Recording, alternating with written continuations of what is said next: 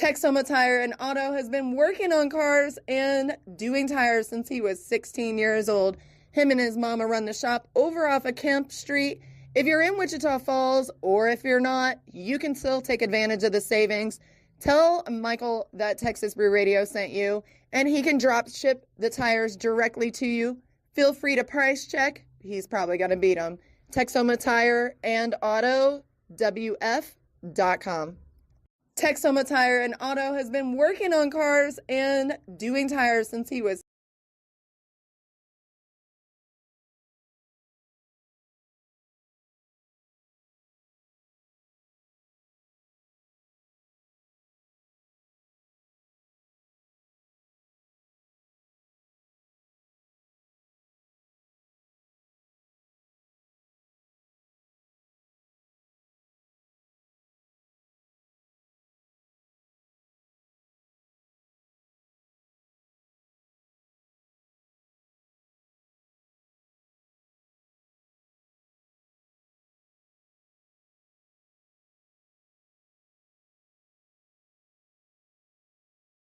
Hey. Okay, so I was having a conversation. This isn't comedy. This is just introduction. She came to one of my shows in Fort Worth, Texas, and now she's here tonight. So I just want to say, ours, we have fans! Which makes me feel really good because this year I just celebrated 10 years of marriage. This is why I love Fort Worth, because we hesitate to the clap, because we know the verdad, we know the truth. And I realized in 10 years of marriage, you gotta find activities to do, because if not, you're gonna separate from another. So why not separate from another? So I started doing rock climbing, kickboxing, and weight training, all three at once. Never get a clap on that because it's okay, I get it. Like, how can you do all three of those activities and movements and still look like the gordita that you are? But away, I was a gordita 3 months ago. Now, after all the three activities, I'm a torta. I've upgraded. The torta is so much better because, like, let's just preach for a moment. A gordita is you cut it down the middle, you stuff all the ingredients, and you pray to God that it's held together, all together. It's my life and my spiritual life, too. But a torta is so much better because you can stack the beans, tomatoes, and rice. You keep stacking it as high as you want and take it. Which reminds me a lot like my life in the bedroom. We're going to go there tonight. I have 10 years of experience in the bedroom. Lovely. You're like, damn, you were 10 years old. But no, I do have 10 years of experience. I love my husband. I married my husband because he gave me security. I have a green card. I mean, a gringo. And yeah, I found him in the woods in Arkansas and brought him back to the promised land here in Texas. But it's great because, damn, he's a nerd though. Like, he was.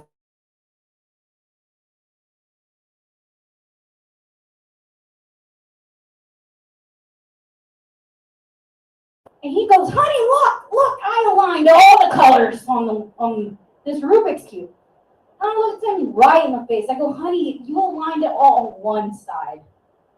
All the sides have to be matched.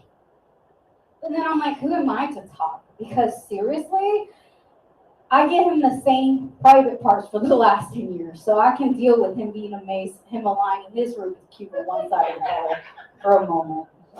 Truth be told, it is a lot like our love life because, yeah, losing weight it does help our love life a lot.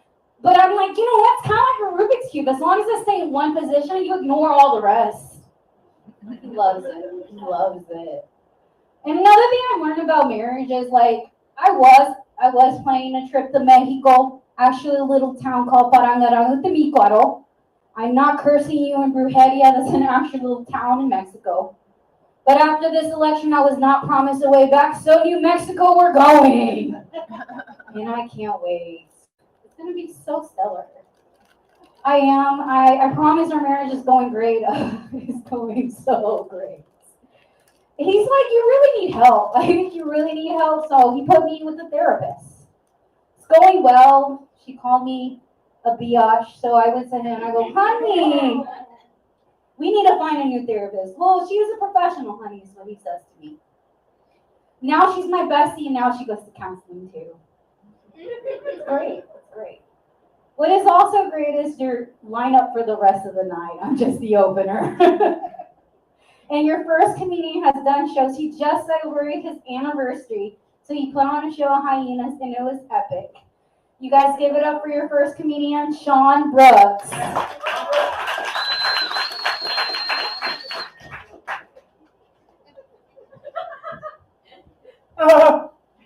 You ever like laugh but don't make any facial expressions? You know what I'm talking about? Yeah, it's fucking stupid.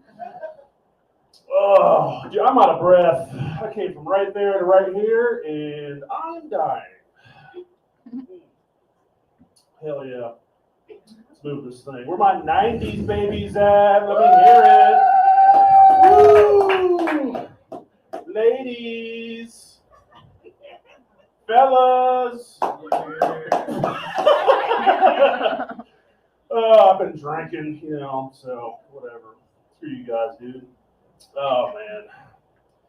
My favorite song is All Star from Smash Mouth. Yeah, good song, right? Yeah. Shout out Shrek, I was listening to that song the other day, and this young blood, he had to be like 20. I say young blood like I'm not young, but he was like, "What are you listening to?" And I'm like, "Bitch, how do you not know that song?" That was the first time I've ever actually felt like old. I'm not old, but I'm not like young. It was a weird interaction. Before I could tell him actually what it was, he just started playing some new sounds, if that makes sense. He just played some stuff that I know it wasn't English. And I asked him what it was, and he was like, "It's like Bat Bat Bat by Little Purple Crayon or some shit." I'm like, America's fucked. We're fucked. We are so screwed. So, oh shit. Ladies, yeah, I miss the 90s, man. My favorite console growing up was the Nintendo 64. That's my shit. And Mario Kart. That was the best game. That's just me. You may not agree, but thank you. Yeah, best game. Yoshi was my dude. That's who I picked every time. And yeah, I was a kid. I couldn't really I wanted everybody else to enjoy it. I couldn't really afford N64s for the whole block. So to get them to enjoy it, I just put banana peels in all their gas tanks. It's like the same vibe, but less Rainbow Road. Yeah, that one was for me. I like that one. So I know not all of you laughed, but whatever. Ladies, that's stupid. I'm sorry. All right. A cartoon from the 90s that I really enjoyed was the Magic School Bus. Y'all remember Mrs. Frizzle? Dude, if I wasn't married, she'd be fucking pimping, dude. Mrs. Frizzle, that's my bitch. Dude, she's bringing these fucking kids on some wild field trips. I never really explained. Like, did they give them permission slips? I don't think so. That was probably like a deleted scene or something. I missed it. I never saw it. But like, could you imagine if those kids brought permission slips home to their parents? Hey, Mom, can you sign this? Oh, what's that for? Field trip, you're going inside Billy? What the fuck? Dude, like, all those field trips that you go on with these kids, that shit would never happen in real life. In real life, that bitch is tripping on her balls. Sorry, I'm drinking. She's tripping balls. That's what I meant to say. Could you imagine if she was actually, if Mrs. Frizzle had balls and she just tripped on them? Like, fucking. Watch out, kids. Come on. Come on, we're going inside Billy. Billy, come on, let's go. I'm sorry, I didn't do that. Caliente comedy. It's fucking spicy. I'm out of breath. What are we doing? Jesus. Y'all ever just get mad for no fucking reason? I just get mad for no reason. I'm like, what's wrong with me? Jesus. Fuck. I don't like. This lady came to my office the other day and she just said good morning, and I said, "Shut the fuck up!" I don't know what that says about me as a person, but I got some issues, dude. So we're working on them. That's why I'm up here. I don't know what's happening, but does anybody know what's going on right now? What's happening?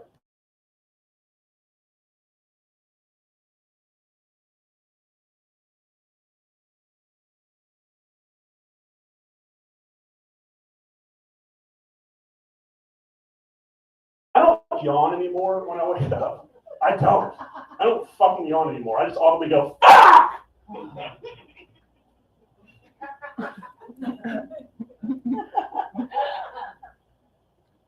I know y'all get up and you're like, again, dude? Like, what are we doing, you know?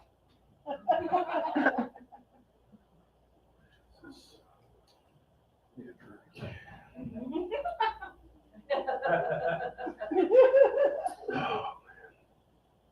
I mean, things could be worse, though, you know? Things could be worse. Like, the other day, I was broken on the side of the road, my car, my wife. She was being a bitch. She wouldn't shut up. Tires flat. Got our 2 kids in the back seat. We don't have 2 kids, but in this joke, I got 2 kids, and they wouldn't shut the fuck up.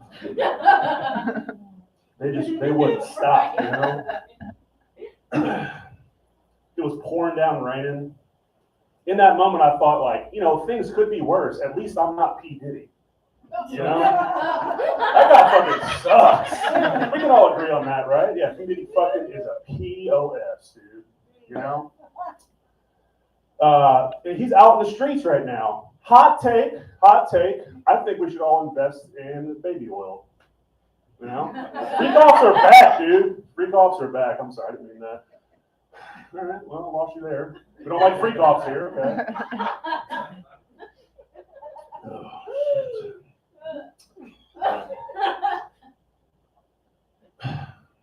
I think we can all agree on this. I don't fucking like Nazis. I'm sure y'all probably don't either. I'm pretty sure everyone can agree on that. They fucking suck. I don't think anyone's like, yeah, dude, fucking Nazis or whatever. But like, I am really curious about. That was so 90s. What? Wait, what? I don't understand. What just happened? Yeah, Nazis were only during the 90s, dude. So, unless I missed, I don't know. Ladies, yeah, dude, Nazis, fuck those guys. But anyways, so I was thinking about, like, what do they talk about in their meetings? Do they have like a list of things that they're talking about? Like, number one, are we cool with Kanye? Like, is that a thing? You know, are they cool with him? If you don't know what Kanye did, this motherfucker was selling merch with swastikas on them. Don't see that? Yes, that would be so. Yeah, fuck that guy, dude. Anyways, I don't know. What are we doing, man? What the fuck are we doing? You know,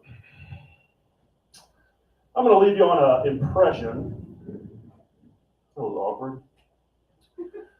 This is so stupid, but this is my impression of a homosexual working 8 hours straight. What?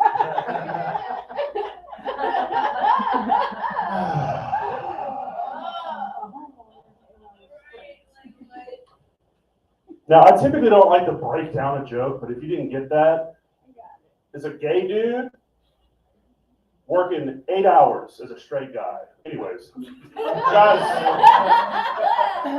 I'm Sean Brooks. You can follow me on Instagram at IamShawn Brooks. I'm going to get out of here. We're going to bring back your hostess with the mostest, Esperanza. Bye!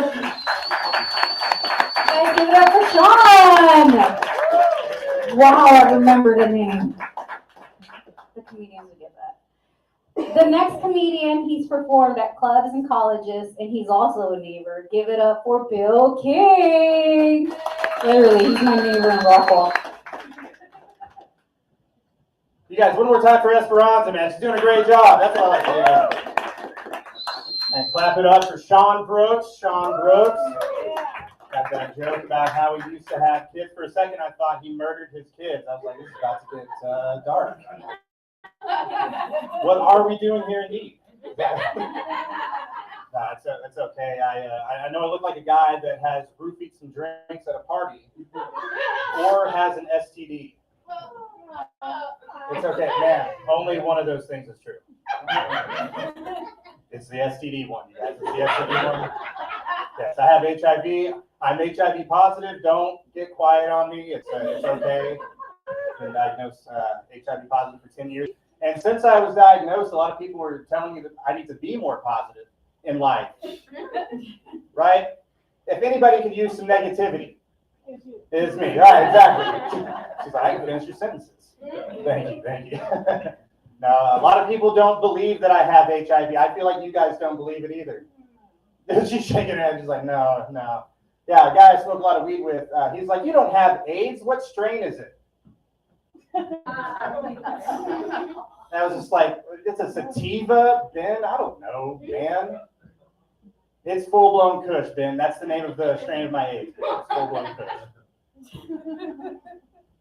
We're still going to talk about the AIDS, you guys. We're still going to talk about the AIDS. When I was diagnosed, someone suggested that I watch that show, The Deadliest Catch. She said, whoa, you nodded in the back. I didn't like it, man. I don't agree. AIDS is way deadlier than craps, you guys. It's way deadlier than craps. Let's see. I drive for Lyft and I have HIV, which makes me a lot like Matthew McConaughey in the Dallas Buyers Club. Just do a lot of crying in my car, you guys. A lot of crying. That's fucking dumb, dude. Let's see. A friend of mine told me that I have two of the worst qualities of Forrest Gump and Jenny. Right, sir? Like I'm retarded and I have AIDS. Fucking Thomas. Fucking shit. People find out that I'm married and I have HIV and they're like, oh, Bill, did you tell your wife? Yes, dude, of course I told my wife, as required by law. I told her on the first date because let's get this rejection out of the way. Set her down. I was like, honey, I have something to tell you. I'm HIV positive.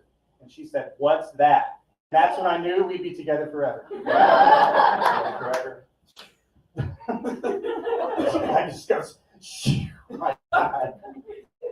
He's like, you fucking got AIDS, man. You fucking got it, man. So yeah, when I was diagnosed, I thought that I had the experience of,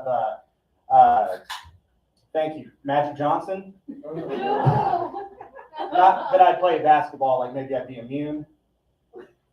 Right. It turns out it's like Charlie Sheen, you guys. I just do a bunch of drugs now. Nobody talks to me anymore.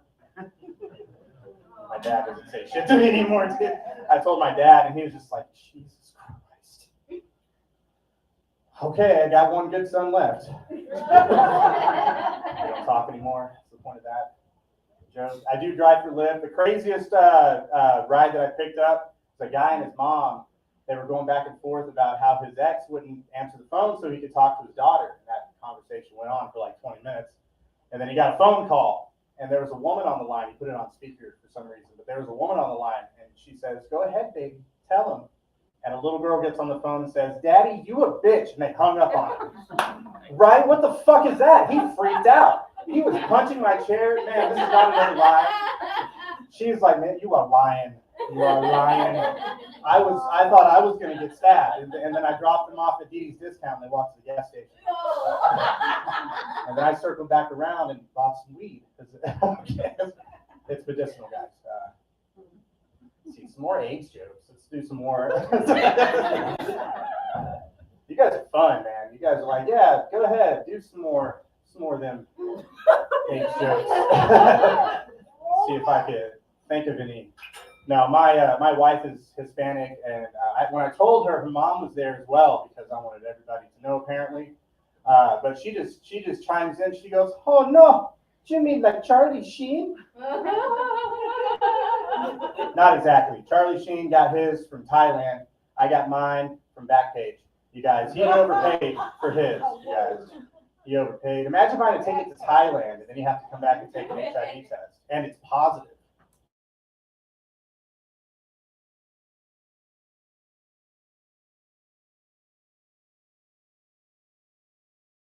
over here is like, buddy, you're going to Backpage again. No, they shut that down. They shut that down after I was positive. Okay. Luckily for me. Let's see. I sent, after I was diagnosed, I sent my HIV test to Attorney General Pam Bondi's desk, and it came back negative. Came back negative. I had to look it over. I called her office, and they were like, you know how reality works. You still have AIDS, sir. It's like, all right, release the Epstein list, you guys. Release that fucking list. What are they doing? That's what I want to know. Protecting pedophiles? You're with me on this, ma'am. You're the only one. Everybody was like, well, okay, so he said that he had AIDS and started talking about the Epstein list. Maybe he's on the Epstein list. No, I'm not. I'm poor. I don't have that kind of money. The Boulder, Colorado terrorist attack suspect, you guys remember him? Burned the people with the Molotov cocktail, right?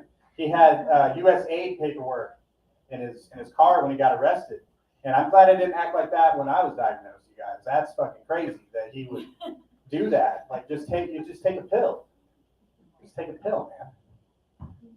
Okay, someone new walked in and she's like, what the fuck is, I thought it was music. Is this guy doing a cappella? No, I'm not, dude. That's, hi, welcome to the weird show. Let's see, more AIDS jokes, right? More AIDS jokes. Let's see, Colorado one, I did that one. Oh, a lot of people, they don't like my HIV jokes. Weird, right? Isn't that weird? Yep. Yeah, Dr. Anthony Fauci heard these jokes, and he was trying to figure out how to force feed me AZT. They're like, this guy needs to check out. This guy needs to get the hell out of here. Okay, you guys agree. Nice. AZT is the drug that everybody was taking in Dallas. All right. Let's see. My wife is Hispanic, and her family, they don't speak a whole lot of English, so I've been having to learn Spanish. It's very hard. Duolingo, you guys, Duolingo. It doesn't work. Don't pay for it. No, but she says a phrase that I remember. She says this phrase often. She says, Guille, tu español es muy, muy malo. Pero tu pene es más o menos. Es más o menos. Can't wait to tell her mom. That means my dick is good enough, you guys. That's what I married. She's settled for sure. She is like, what am I doing? She once told me I kind of look like William Levy, and I had to Google him, and it's a guy from Spain, apparently. Or is he from Mexico? Yeah, that sounds more like a lie than the HIV stuff. I did for sure Google him, and he kind of did look like me, and I was like, I think she just doesn't want me to be white. I think that's she's trying to reason this as best she can. All right, I'm going to go ahead and end on this, if I can grab the right mic stand. A lot of people, like I said, they don't like my HIV jokes, and I've got something for them. I'll never stop doing HIV jokes, ma'am. I'll never stop. Thank you. Thank you. I'm going to take you with me to my other sets, all right? I'll never stop doing HIV jokes. So the Army stops paying for my medicine, in which case I'll stop eventually. All right, bring back the host, Esperanza. Thank you much. You guys give it up for Bill King.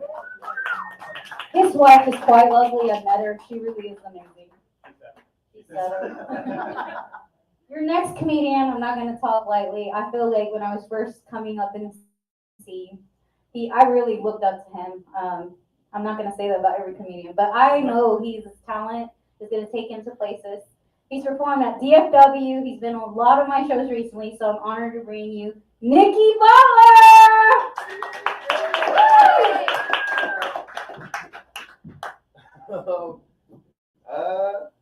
How's it going, everybody?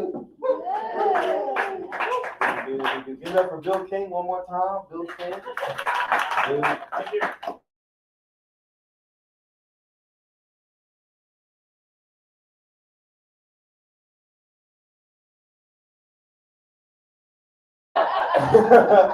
You know, he's a good man. Kimber was like, I got paid, so no shit. I got a team shit. Hell yeah. For comedy, the thing for comedy. No, this is Bill. Bill's a really good guy. He's a very giving man. He always tries to like give me like sips of his drink a lot. does that like all the time. And I go like, nah, man, like you got AIDS. And Bill goes, oh, that's not even how you get AIDS. And I'm like, wait, the AIDS tell you that, man? Fuck, exactly. I don't want to fucking find out. Hell no, dude. And you know, Bill, like, I don't want to get too personal. I hope I can say this. Bill takes like medication to like lower his levels, you know.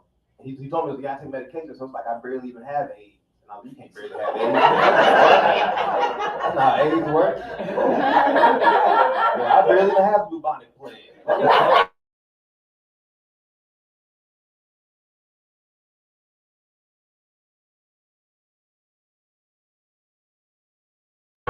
Yeah. Okay. Cheap. But no, that's an interesting thing to sell, like alcoholic ice cream, you know, 'cause I'm lactose intolerant. So I feel like you ever like try to take a shit while you're drunk? You ever try to get your belt buckle off? It's almost impossible. So they're trying to risk this bathroom in here with that little ice cream outside. Hell yeah, I respect entrepreneurship, you know. Dude, this is good to be at the show. I had my family come to one show a while back. I was very nervous because like I went through well in front of them and shit. And I talked to a comedian, you know, I was like, hey, like I'm very nervous. My family's here. He's like, here's what you do. When you go out, just don't look at them. Like, act like they're not there. Look at everybody else. And then like at the end, look at them. Like that, I'll do that. And I go out. And my family are the only black people in the room. And then all these Negroes have their phone out with the flash on. They're all recorded. And I'm still doing my time, doing my thing, right, having a good time. And then halfway through the show, I hear, hell no! And I look over, and it's my older sister. She goes, why this bitch ain't laughing? And it turned out it was this old lady who had like a voice box. Okay? She had a voice box. And my sister, she was like, she didn't give a fuck. She was like, you better pull that shit down, bitch. And the whole rest of the show, she has her finger on the voice box, feeling for vibrations, trying to feel for laughter, okay? And had the whole room fucking held captive. The whole room scared to not laugh. But she was here now. No, Patrick, what's your favorite like fantasy movie? Next person. What's your favorite like fantasy movie? That's not okay. No, don't clap for that. That's a terrible answer. They just play basketball and it's not fantasy. Okay. What about you? What's your favorite? What do y'all have? What's going on with y'all? Okay, raise your hand if you know a fantasy movie in here. You, sir. Lord of the Rings. See, that's okay. That's for him. That's an actual answer. All right. Lord of the Rings. I haven't seen it because I get pussy, but hell yeah. Lord of the Rings. Now, my favorite fantasy movie is a movie called Baby Boy. I don't know if y'all seen it. No, let me explain. Okay, let me explain. All right, this movie, this guy, okay, he don't really got a job. He stayed with his mother. He drives his mama a car. All right, he has a baby mama and a kid. He gets like all the hoes in the movie. Like everybody fucking wants to fuck this guy. Everybody loves him. All right, the movie could not happen in real life. That movie gives like broke niggas like me hope. Okay, I watch the movie and I get inspired. I'm like, I have to make it out. I'm just as good as Tyrese. Do y'all know who George Washington Carver is? Yeah. Y'all do? Who he is? Y'all know the fucking thing. Peanut Man. Yeah, y'all not woke up. No, he was the first like autistic black man recorded because what happened is one of his friends goes like one of his friends goes like, hey, peanuts are stupid, and George Washington was like, what? You know? he was like, come over to my house later and I'll make you something. And he made everything out of like peanuts to show him, all right. But his friend, like, you gotta think his friend has never seen like peanut stuff before. He's never seen like peanut butter or like peanut brittle or any of that, right? So imagine like his friend goes over to George's house and sees the toast with the peanut butter on it, like all spread out. And his friend's like, wait a minute, George, okay, George, we've been friends a long time, George, just be honest with me, man. Okay, ma'am. Wait a minute. Now I gotta start from the beginning. All right. See, that's too much fucking ice cream. You gotta try. No, his friend is at the house, okay, and he's looking at the peanut butter on the toast, and he's like, George, okay, just be honest with me, George, just be real with me now. All right. Did you shit on this bread? He's like, no, it's peanut butter. It's something called peanut butter. I just made it. He's like, nah, you ain't make peanut butter. You shit on bread. I said, I like peanuts. All right. And I think, think about this. If you go to peanut butter at a store, it doesn't say George Washington Carver's magical spread. It says Jif on it. Who the fuck is Jif? We have proof a black person made it, and it says Jif on it. I think George Washington Carver tried to get a patent, but they didn't believe he actually made it. Like he was just shitting on bread, and they're like, get the fuck out of here. That's my theory. My head canon. I'm starting to go to the gym. I don't know anyone else in here. One person, the rest of y'all eating that ice cream. So, you go by. You got to go in and just look, stare. No, I'm trying to go to the gym, you know, and I have a friend who works out a lot, and I was like, hey man, I can give you some workouts, but like, give me like good ones because I don't want to get too big, you know. He was like, you're good, man. You don't have to worry about that. And I started going to the gym, right? and I don't know, y'all seen these videos of guys who like they'll like put the weights on and it's too much weight and they'll call the guy, you fucking pussy, lift that shit, and he'll go, okay, and he'll lift it, you know. Like I don't have that in me. All right. Like you can call me as many bitches as you want. I'm not lifting 200 pounds. Okay, it's not happening. You know. Matter of fact, I'm the type of guy where I'll ask another man to take a 45 off for me. All right. And help me load up a 5-pound plate. Okay. I don't give a damn about any of that other shit. All right. Some people will be like, oh, you like, oh, it's women. I gotta live for the women. Like I'm not. Like women in there think I'm creepy. Okay. Because they think I'm standing out there like brassieres and buttocks, which I'm not. Okay. What I'm looking at is the 5-pound weight you're using for way too long. Okay? Everybody knows each weight has an hour to it. All right. It's my turn. Okay. Pass it along, dude. Hell yeah, I can see my little self in there right there. Make some of you believe in God if you fuck with Jesus. Damn. The rest of y'all going to hell.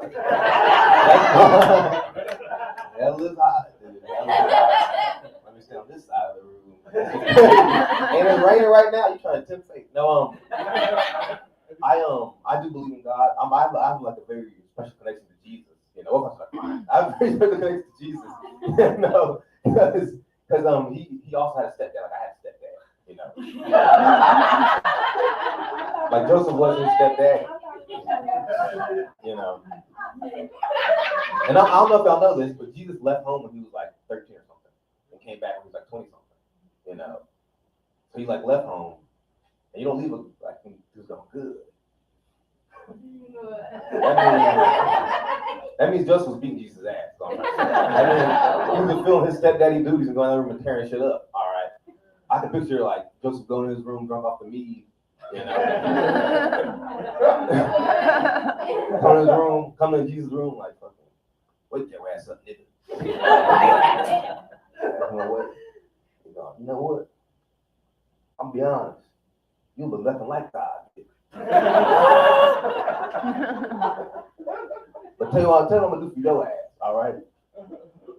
I'm gonna give you a paternity test. If that paper don't come back with son of God,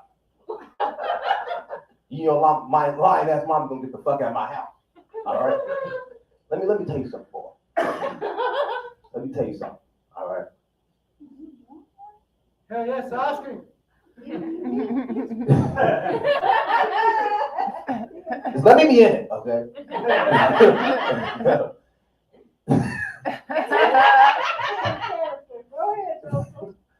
So he's talking to Jesus. Set the scene again. He's talking to Jesus. Okay. And he's like, let me tell you something, boy. We looking for houses, right? Me and your lying ass mom looking for houses. And every house I pick not good enough for that bitch. Every fucking house. But let me tell you something. We praying to your daddy upstairs. Please find a place to birth this boy. That nigga was in a barn, okay? You was being born by pigs and cows and shit. All right. When it's Joseph's time to split the bill, she want a fireplace. All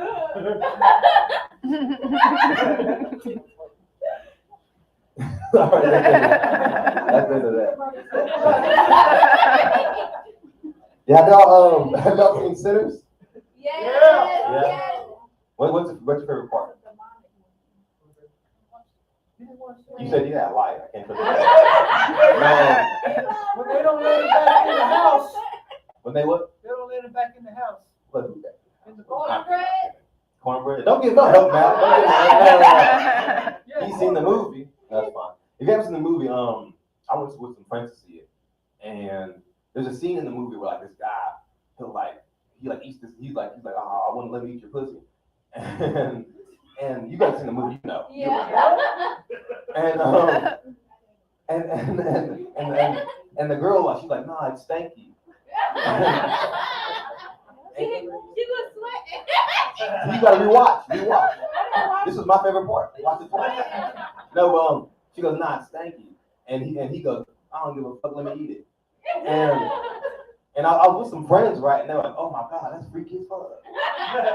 Fellas, we can all agree, that's not freaky at all. Hey, who among us haven't eaten stanky pussy? I'll be honest, if you turn down pussy because of the smell, you're pretty much gay at that point. All right? You're already there, man. Be a hero. I have a thing. I'm gonna talk to y'all. You know, see God speaking off like clear.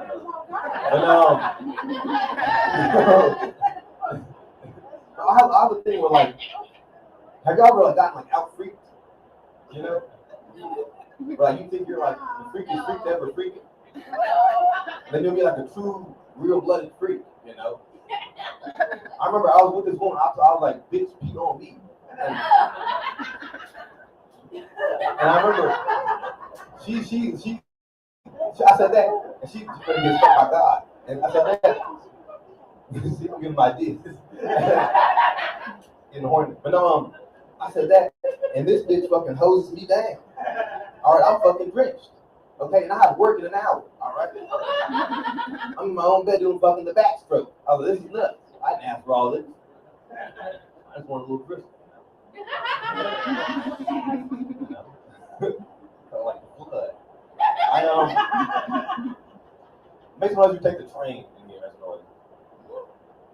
One honest person. Okay. I've taken this. Thank you. Two honest people. Okay. No, we're gonna take a moment of silence. Oh, now also everyone's taking the fucking train. Okay. In the stockyards. No, I take the train. You know, and it's very hard to get bad bitches on the train. Because y'all don't freak with the train. Okay. Really wish you would. But you don't. And it's very hard. I don't know if you ever had this, fellas. We try to be romantic. And it's a crackhead screaming about jellyfish tweets. And that's almost impossible. Nothing can ride pussy like a crackhead, I'll tell you what. They're very good. It is cold in the train too, but then like, I'm like, let's warm up. She's like, get away from me. Okay, fine. We'll sit here then. Stare at that. You know what's crazy? I'm like, bitch, I can take you all around Dallas on this train, you know? This is a $6 ticket. You can show some fucking respect. When the last time you saw your city with a good man, you know? Since some people like take a train to others, but if you don't, some trains you get on them and they're like crackhead only trains, you know? That's the Greyhound. That's the Greyhound. That's the home system, okay? Get on them at a certain time and it's just full of crackers, okay? I remember I got on one train, there was like two crackheads having like a tweak off, all right? They were on there going like tweak for tweak, okay? Then one crackhead, he does like this move. To the other crackhead. The other crackhead, he had never seen that move before. So he was like, oh, who's shot, you know? And the crackhead, he turns to me and goes, nigga, do something. I was like, oh shit. So I tried to join in and help him out. And me and him both lost tweak off, okay? And so now my teammates freaking out. Oh, fuck, we lost tweak off. And I'm like, oh shit. And I've never lost him. Oh my God, we lost tweak off. Suck this nigga's dick, you know? And I don't know the rules. I don't want to, but a deal's a deal, okay? So I started putting on chapstick to pucker up. And the crack goes, I don't want your lips to slash my face away, you know? He goes, I don't want your lips, I want y'all socks. And me and my teammate have to give this crackhead our socks. I wish he just took the lips. No, let me explain. Because he took my socks and then called me a cold feet ass nigga over and over. And me and my teammate, we get off the train and we're arguing now. We're supposed to do this move, not this move. You know? We're going back and forth, and this lady walks by. She goes, "Oh my God, these two crackers have a tweak off." Oh, that's my time.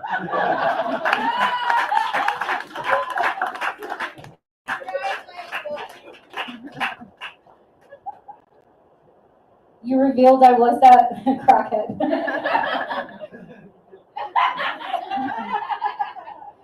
You guys have 2 more comedians for the night. I know it's raining and pouring, but I promise you after this comedian, you won't be snoring. That was actually really good. Give it up for Xavier Paul!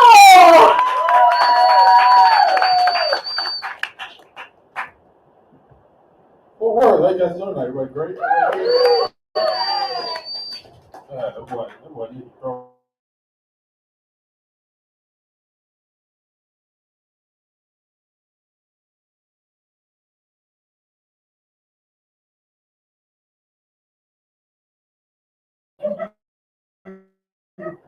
You do be seeing crazy stuff on the train, like on the bus too.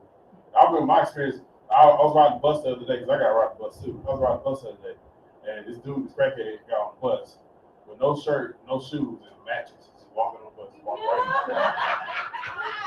Paid his fare and everything. I was like, I sat next to him, like, why you got the mattress? Where he's like, the place I like to sleep is on the other side of town. I said, oh, okay, that makes sense. Oh man, it's been a rough week. It has. It's been a rough week, man. I'm a daycare teacher, so you know. Yeah, I'm not a real teacher. Like I can't teach shit. I can teach you how to make a sandwich. I can't teach you nothing. You know? I just watch the kids. Not like watch, like you know. I don't watch like that. You know, platonically, I watch the kids. You know, I love it though. Like when I first got there, the teacher, you know, the principal, she was like, "The last 3 teachers quit because the kids kept making fun of them." I was like, "Oh yeah." I was happy. I was ready for it. I'm ready to get made fun of. God, he was scared of no little fat joke. I'm ready for you motherfucker. Yeah. My first day I went in class, kids kept asking me, "Mr. Xavier, why are you so fat?" It's like, because I eat children. That's why, bitch.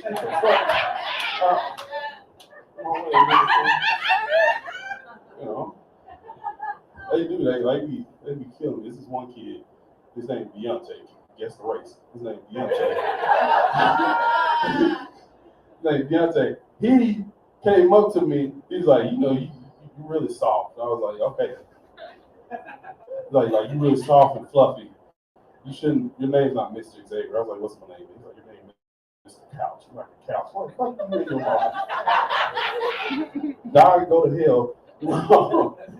I actually like being around it. Like, you know, it's fun. You know, I'm really good with kids, and I thought it was a good practice because I want to have a family. You know, someday I'm getting older, so you know, I want to have a family, and it's good practice. And you know, that heightens more in me to have a family. So I want to get more practice. So the other thing I did to get more practice was I adopted a little black Chihuahua. You know, yeah, little tiny little fucker. I love him. You know, people like they bark too much. Like that's what they supposed to do. That's my alarm system. I don't need ADT. I got a Chihuahua. What are you barking at? Oh, the box fell. I don't care. That box could have been a robber. He on it. You know, he's a rescue. He's my little rescue. You know, we got him from the shelter, actually from the Fort Worth shelter. That's where I got him from. And we had our first vet visit the other day. Found out some bad news. Found out he was a little overweight. That might sound normal to y'all, but when you overweight and your dog is also overweight, and you look at the vet like, I don't know how this could happen. Vet looks like, I know exactly how this could happen. Shoot. Chihuahuas don't eat bacon cheeseburgers every day. That's what happened. Oh man, I love it. Like it's just giving me practice and stuff, and then also you know prepare. And like I said, I want to prepare. I want to have a family someday, so I want to prepare for it. So you know, I did start going to therapy. Also, therapy. Clap your hands if you believe in therapy. You do. If you don't go, please clap your hands. I started going, I had to fix my childhood trauma. My dad, he's a good dad. I came from a two-parent household. People think that's easy coming from a two-parent household. It ain't, it's easy when you got two normal parents. One of my parents is on crack sometimes, so it wasn't always normal. And it was sometimes. My dad wanted to do crack.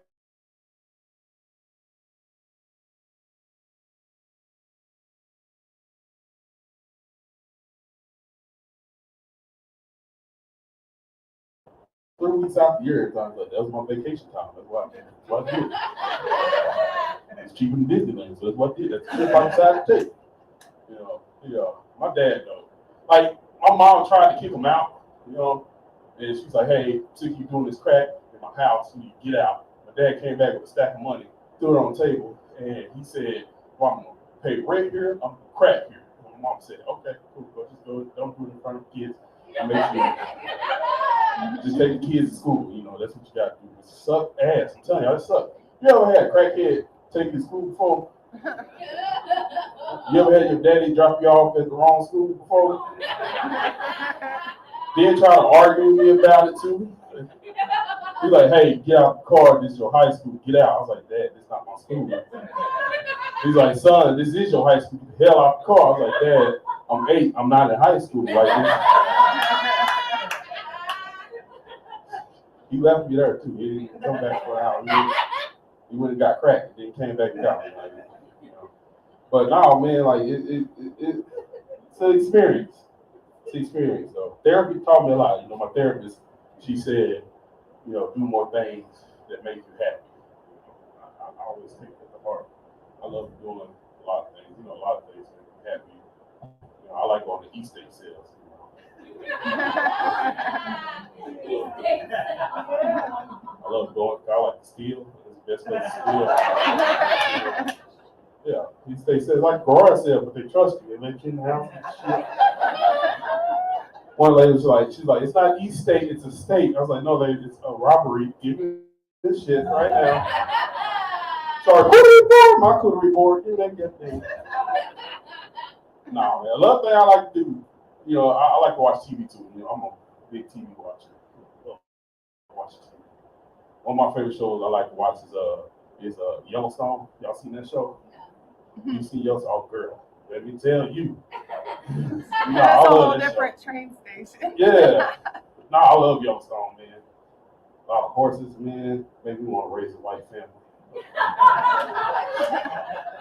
I also like it. I do like looking hard. I like watching horses, man. I always wanted to own horses myself, but I don't want to ride them. I don't think big people should be riding horses. Horse is a big, majestic beast. I'm a big, majestic beast also. I wouldn't want that riding me, so I ain't gonna ride it. Like that, my homegirl. I hang out with a lot of skinny people. I don't know why. Man, I hang out with like my homegirl. I hang out with her a lot. I like it helps me lose weight because she moves fast, so I can follow her around. Like, bitch, you chasing us? Why you going so fast? One day she suggested, she's like, we should go horseback riding. Damn, that's not a good suggestion at all. But I went with her like a dummy. I went with her. But I thought it was gonna be cool because she gave me hope. Like she got on her horse quick. Like she got on hot, bang, quick. Like a slave on her. She got on her quick. Horse started doing all this little horse dances and shit. She's like, I was like, oh shit, man, that's cool. And I looked at my horse. And my horse looked at me. My horse said, I said, nah, I'm good. Never mind. Nah, I don't want to ride. Y'all ain't got an ox or a cow or ATV or something bigger I can ride? No, man. Another thing I like to do to make me happy, I like to, I like to be a menace. I like to annoy people on Nextdoor app. That's my favorite thing. You can always tell the condition in your neighborhood by posts you see on Nextdoor app. I love my neighborhood when I post rules in there because there's people that's always making messages like, hey,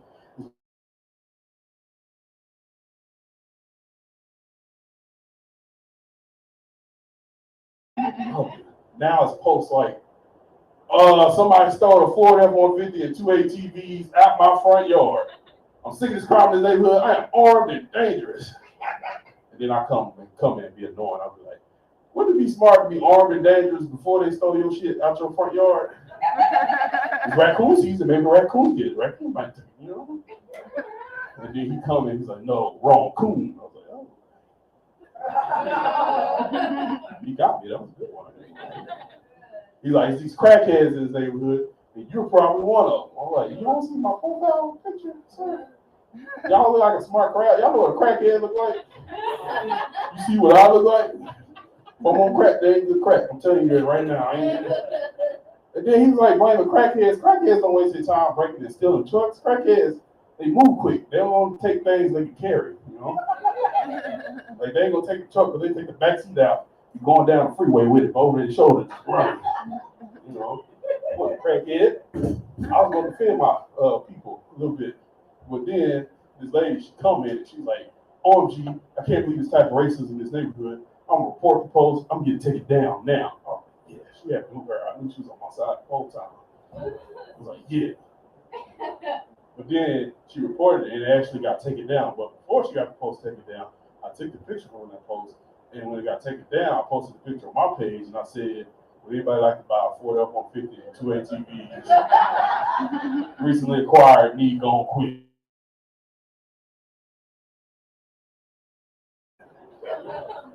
I had to tell her, I was like, I ain't scared of person stuff.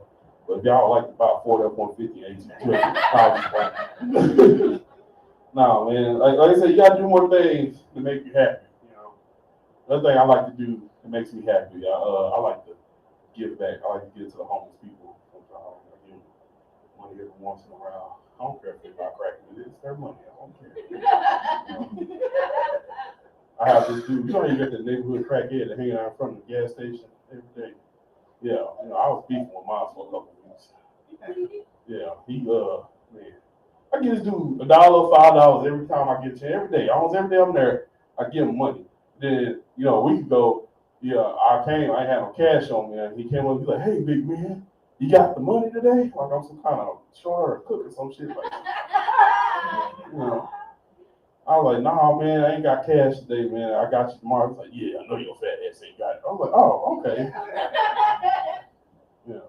And I know, like, I've been around crackheads, so I know how to handle the situation. Best thing you can do is threaten them in that situation, but I want to go fight them. Like, I got like 2 fights left there. I ain't about to waste it on them. Yeah, crackhead in front of Quick Trip. Fuck that. Okay, let's go home. Hell no. And I was like, you know, back to him, I was like, you don't get out my face, man, I'm gonna whoop your ass. He's like, if you can catch me, then he rolled off in his wheelchair. He's pushing it with his feet too. He's going. He was fast too. I couldn't catch him, man. I saw him there. You know, I went up there the next day and I saw him. You know, he's still rolling in the wheelchair. And then I waved the dog out the window. You know, like a little French man, like, oh, like I waved out the window. And he started rolling over to me. Rolled my window up and I drove off. I felt bad though. I felt so bad for doing that. Like I felt so bad. I listened to gospel music my whole way to work. I didn't want no bad karma on me, bro. I gave him money. Like I saw him, like, and I gave him money, you know, the other day. So we cool again. You know? I was like, you gave me a hard time last time. Like, I don't remember. I could crack. I don't remember. I was like, that's fair. You know? I'm always nice to, you know, homeless people. I do, man, because I don't want no bad karma on me. You know, I'm scared to be homeless. You can't be fat and homeless. Nobody believes you. That's why you do it. Imagine me sitting on a corner with a sign that say hungry. I don't work for food. Like, so you get food for somewhere. Get your ass off this goddamn corner. Oh man, you gotta do more things that make you happy. You know, like I said, I think about my grandpa a lot. That makes me happy. You know, my grandpa was an innovator. This is another crack experience. I'm just letting y'all know. It's another crack. He didn't do crack, but he did stuff with crackheads. Like he would, you know, we couldn't afford contractors and shit to come out and fix our house, so he hired crackheads to do it. You know, every crackhead used to be somebody, bro. You know. Then one day this crackhead, he fell through the roof. You know, and I had to go tell him because I was like human resources. I was the overseer of the crackheads. Crackhead fell through the roof. On the floor, just looking at me like a bikini model, just laying there. He's like, don't tell your grandpa. And I was like, I'm definitely going to run this up the chain of command, sir. I went and told my grandpa, and my grandpa was like, tell that old crackhead, get out my floor and fix my damn roof. I was like, okay, you ain't got no concern for his life. All right, grandpa. I was like, hey, he said, make sure you tell him he's not going to get paid either. I was like, okay. I went and told him, I was like, hey, my grandpa said, if you don't get up, you're not going to get paid. He's like, shit. And he got up and he fixed the roof real quick. I don't know how the fuck he did it so quick. He's like, he fixed it. Turns out he's supposed to be cutting the damn yard. He wasn't even supposed to be in the roof the whole time. Well, cutting the yard, he's in the roof doing crack. No, nigga. Stealing copper out the AC unit. You fucking crackhead. One more story about my grandpa on the go, because like he's an innovator.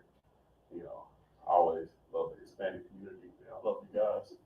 Because we say the Pleasant Grove was a predominantly Hispanic community.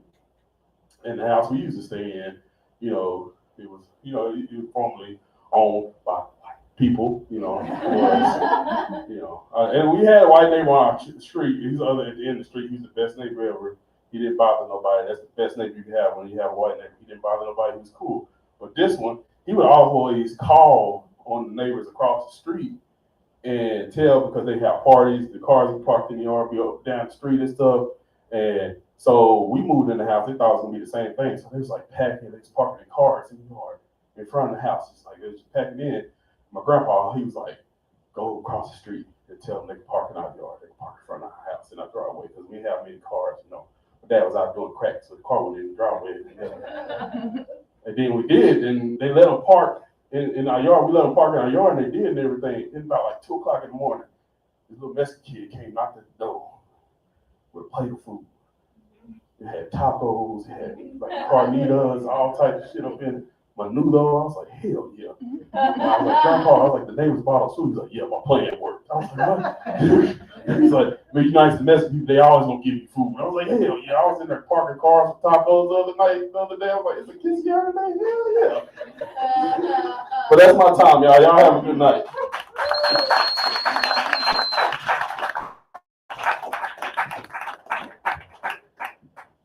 Guys, get up for Xavier, closing us up. I know.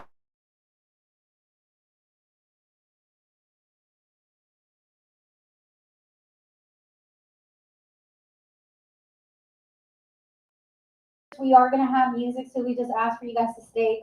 They're amazing. The musicians are absolutely heart-wrenching, moving, the soul, the time that they took. I just can't wait to hear the music. So stay for that after comedy's part of the thing. To close us out, you guys give it up for Brennan.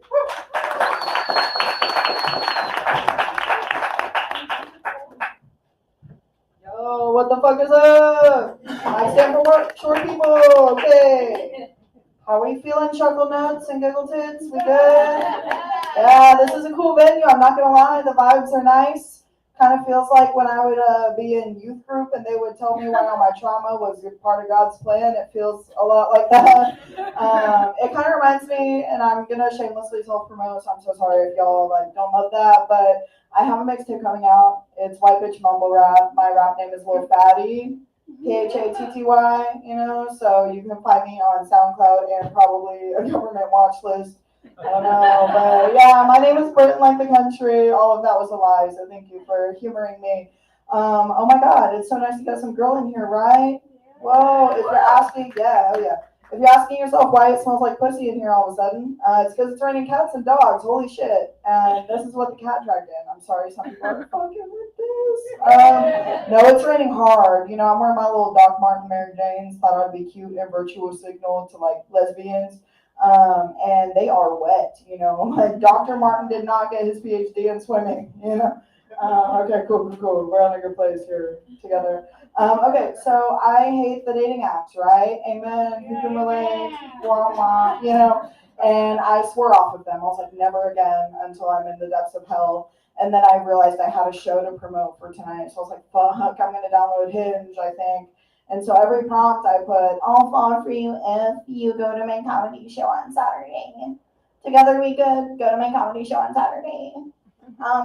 Green flags I look for, you buying a ticket, please. So I did that, and that was a show in Irving a couple hours ago, and it didn't work, which is crazy. So I guess I'm cute enough to be cute, but not cute enough for $20, which like I was gonna start an OnlyFans, but I guess not. I guess not. I don't know what to do. I think I'm gonna break into Christian clean comedy because they're making money. And Mama wants a PJ, you know what I'm saying? Private jet for Jesus. JC with JC, you know, just chilling with Jesus Christ. That's how I'm trying to. I don't know. Okay. Y'all don't like that. Okay. Last month was Pride Month, and womp womp, nothing gay happened to me. What's up with that? What's up with that? I don't know who in office like outlawed me getting Gucci, but make it to the polls because I don't care if you're fiscally conservative. I'm trying to liberally spread Gooch, you know, I don't know. Cool. Okay, yeah. This girl, she slid into my DMs via Hinge, and she said, "Hey, let me dig you down." And mind you, I'm like, man, you know, like, girl. And mind you, it's she, her, you know.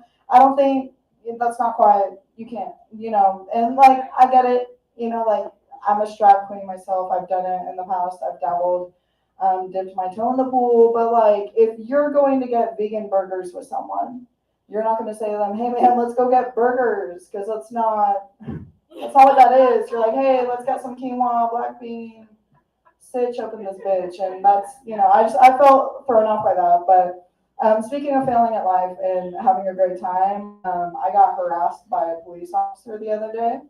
Horrific times, fuck 12, amen. Sorry, not everyone's fucking with it. Thank you. We're here together in this moment tonight. But yeah, no, it's he pulled me aside, or over is what a normal person would say, and he called me classy, which I thought was like a really weird, respectful way to proposition me. But like, there's a power disparity, so that's inappropriate. And he was like, "No, the misdemeanor you've earned yourself today is a Class C, bitch." Because I was driving without a license, and I had a warrant out for my arrest. And it's like, he didn't like when I told him I'm just a girl. He was like, "Girl, you're just a girl on the run." And I'm like, "Damn, you want me?" Like, what? He didn't. But now I have to pay $500 to whatever government entity, I don't know. Speaking of the car that I'm allegedly not driving, allegedly its check engine light has allegedly been on for months. And I felt that shit, you know, like no one's checking on me either. No one's getting under this hood. They're just ignoring our problems and going about it, you know. Speaking of fun, nefarious car activities, alcoholism, I am proud to announce, does not run in my family. No, it drives the car. And it's like a sleeper agent. Like, we get really good 3 drinks in. Like, hand me 3 shots and I'm Jason Statham. You know, like, e-bitch, flip the e-brake, flip a bitch, you know, it's type of the shit that I'm on. What the fuck just came out of my mouth? We're going to move on expeditiously. Okay. I know y'all are sitting here asking, "Oh my God, she's so ethnically ambiguous. What are you, girl?" Let's clear those up. I am white mixed with even more white. Sorry to let you down and shock you, but no, the allegations are true. I'm sorry if that makes you uncomfortable, Xavier. I don't like it either. No. And you know, my dad, he's such a real one. He saw that our family tree was made out of saltines, and he saw that it was giving like the colonizer genocider special, and so he wanted to add some diversity. So he died. And that's the diversity that I have. Yeah.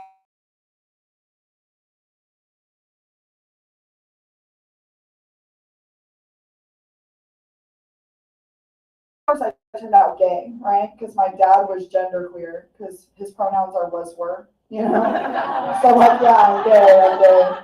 I'm just bisexual, and I think that's like a first world problem. The fact that I'm plagued by sometimes being attracted to men, it really is upsetting and not fun. And I hate it because like men like to shit on like holistic crystal girlies for doing what they do and believing what they believe, when men believe in the Cowboys. It's like, they're like, "We're gonna get them this year," and I'm like, "We're not getting them this year." It's less delusional for me to think that my life is falling apart because of Mercury retro fucking itself or whatever, you know, like that's just. And like men like to shit on women for like implementing like manifestation tactics and techniques when they go around saying out loud, I don't chase, I attract. You know, like that's, you think you're a bad bitch, you know, like the only difference between you and me is I'm drinking matcha and you're drinking pre-workout, you know, like it's the same, we're two sides of the same different coin. What the fuck? I don't know, y'all analogies are crazy. And so I have a bad life. Things aren't going well, and I refuse to admit that my lack of like addressing my problems and being an adult and handling it could lead to a solution. It's just all bad for not my fault. And so I'm trying to look into manifestation tactics to learn how to speak and get out of my shit without taking accountability. So I was looking up like techniques of manifestation to see like what would work for me in my life. And one of them is called the O method. Have y'all heard of the O method? Oh no, okay. So the O method is where allegedly the crystal gods listen to you closer whenever you're busting a nut, allegedly.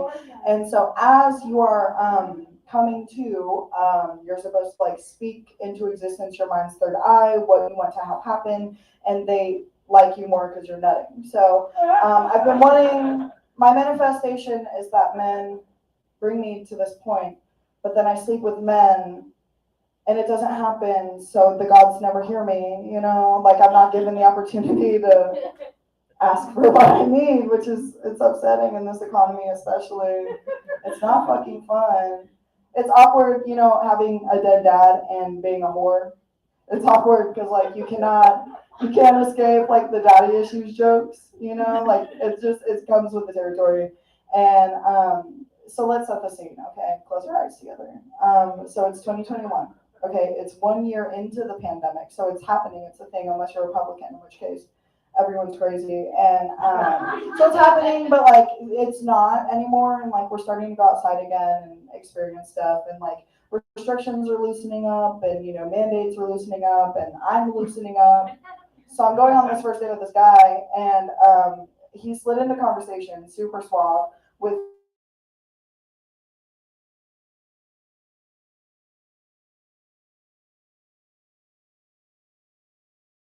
it was weird, but like looking back, you know, 2020 vision, I think he was trying to litmus test and see like if he could put it in my butt later.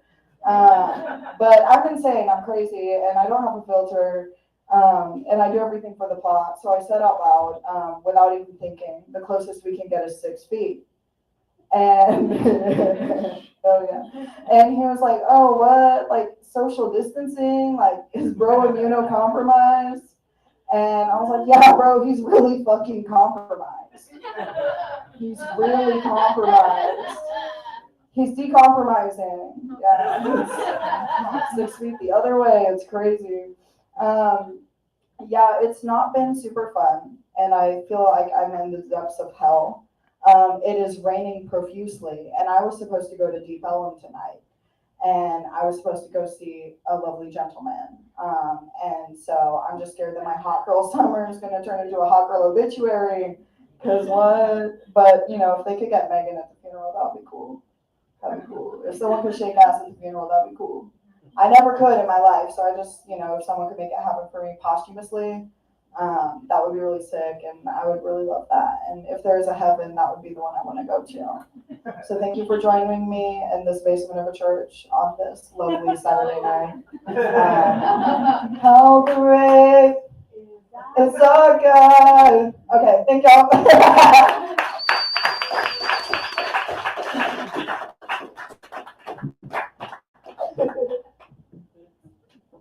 I don't think COVID ever happened because I am that Republican she talked about. Been sick quite a bit lately. Maybe it's because it's what I have. Come on, guys. It's comedy, not church. I will end on this. I was traveling back with my husband, who's also Republican, and he's from Arkansas.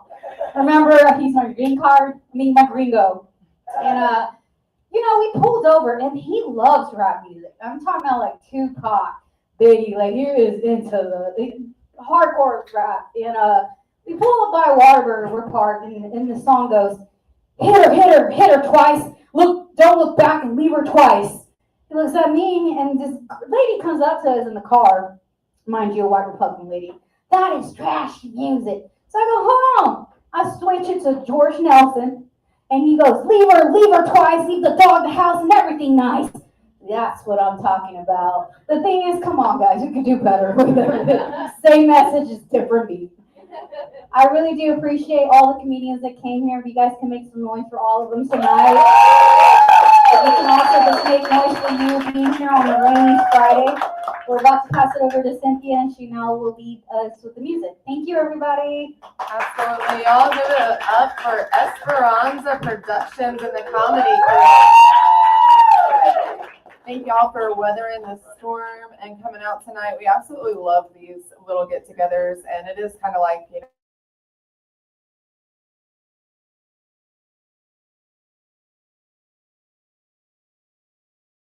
and we tell everybody it's not a competition, and you're not trying to beat the people next to you when you're getting together as a family to grow together. So always a great experience. 16 years old.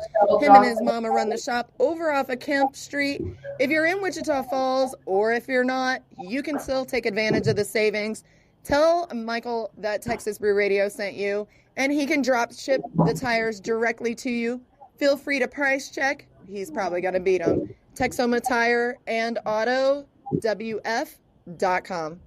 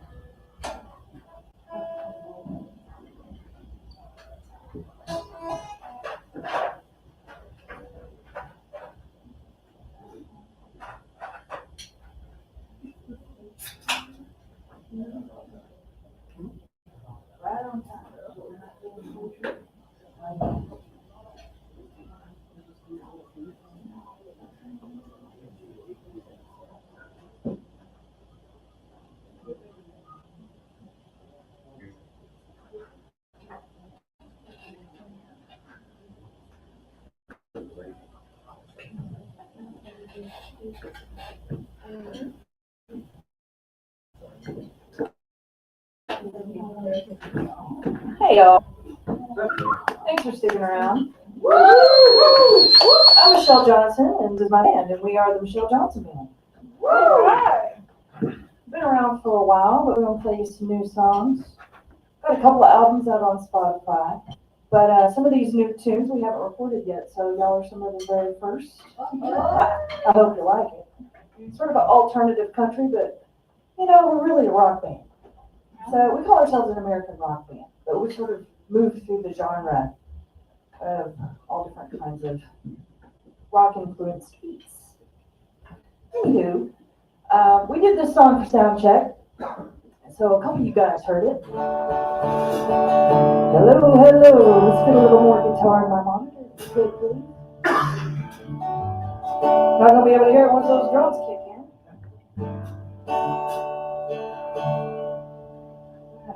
This song's called Right on Time, and I wrote this song on the road. All right, well, here you go. I hope you like it.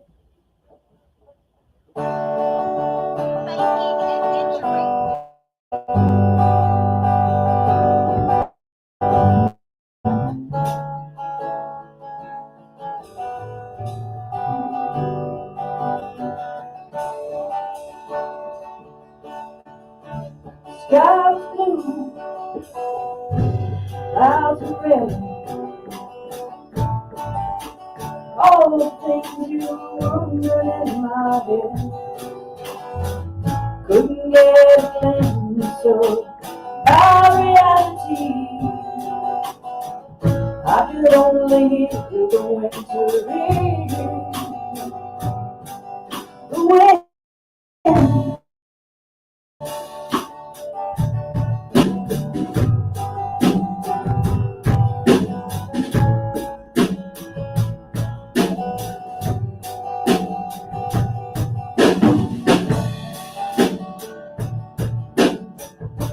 All this time you've been on my mind. Some days along the road so slow. I'd spend with you for days, with you for you get to go.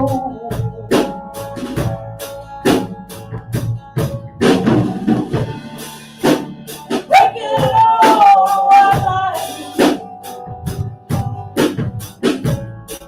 Lord willing and the creek don't rise. Lord willing and the creek don't rise. I'll be right on time.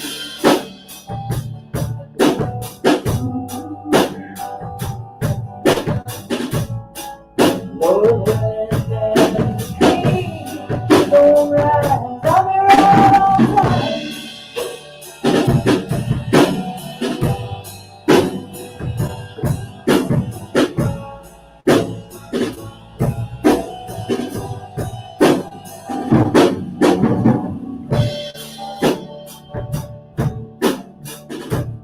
Always try to be your sunshine.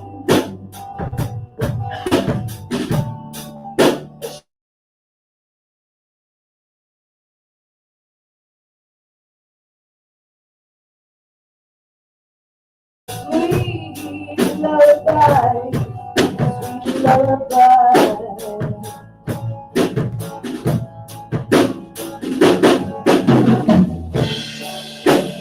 Breaking all our lives,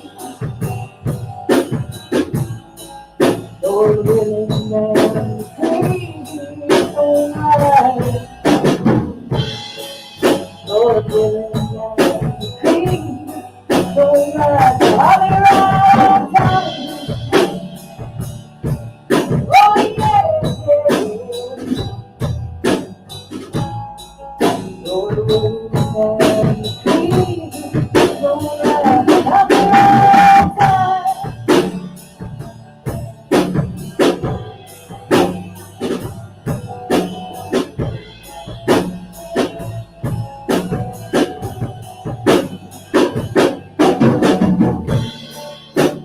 Breaking all our lives, Lord willing and crazy alright. Lord willing and crazy alright. I'll be right on time.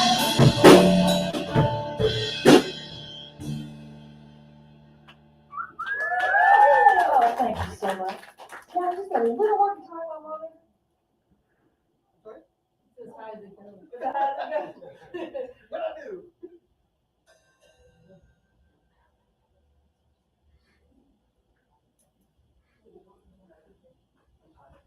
Don't play as loud.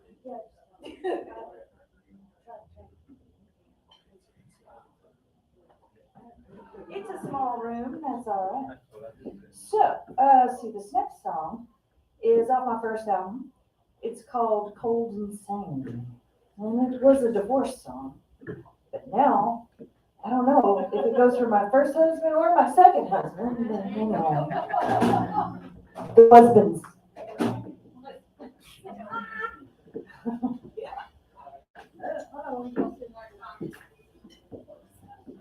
Burned for a while, I learned all the lessons. Well, I came to a conclusion about all of this illusion, but I never gave up on that home for the teacher, but only to see God and say, oh.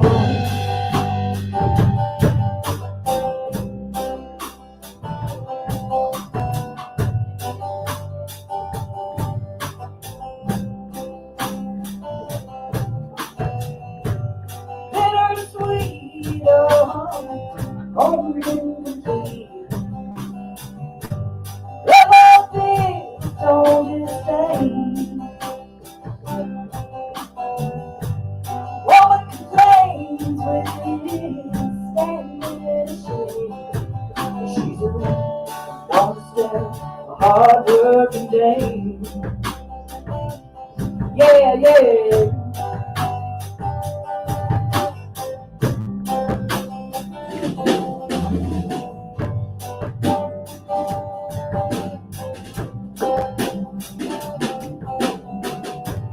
Shouldering along voices sing. Till I head of rain. Story is old, but the storm was stolen. Let you come fast, blinded. And your past, it can go with the blast. On your knees, and yeah, when it's over, you all the last song, your attention. Down my finger of golden stain. Water to lay. Walk on that water to lay. Walk all your trouble. Walk away. Hey, hey, hey, hey. Go say.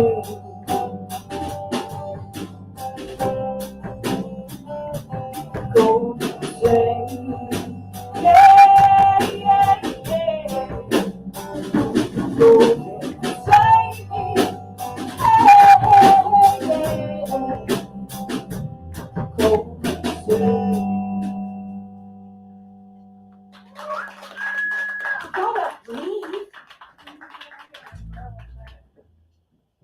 The comedy show was really fun. Pardon me? Can you hear it out there? This is an old guitar, and it's one of those old-timey, regular acoustics. It's not like this guy's fancy Martin electric acoustic.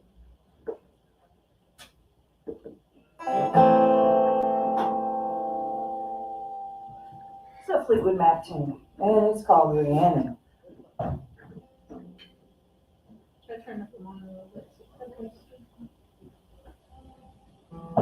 We actually recorded this to kind of made it our own, and it's on our second album. The second album is called Struck by Lightning. Yeah. You ready? Kick it.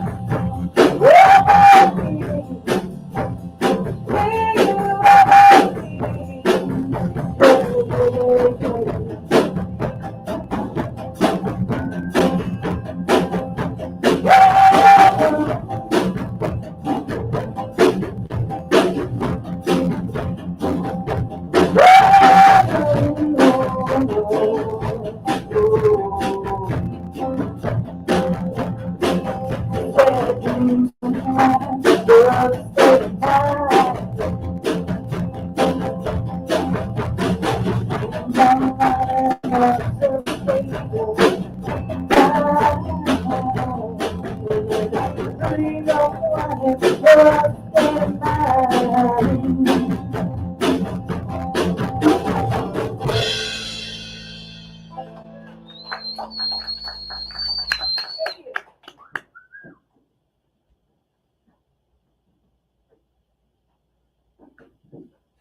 is next?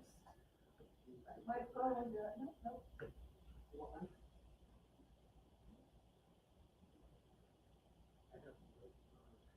Lightbird. Oh, okay, we got Lightbird. This song I wrote several years ago.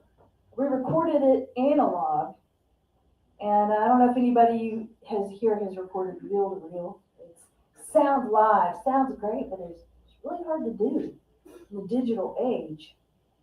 I like digital. So anyway, this song's called Lightbird. I see the lightbird falling down in the darkness. Now I need a lightbird, take me away, wherever I stay. Maybe I have made the goal. I wanna go back to the cross. Don't go to hell, get to heaven. Don't travel like you.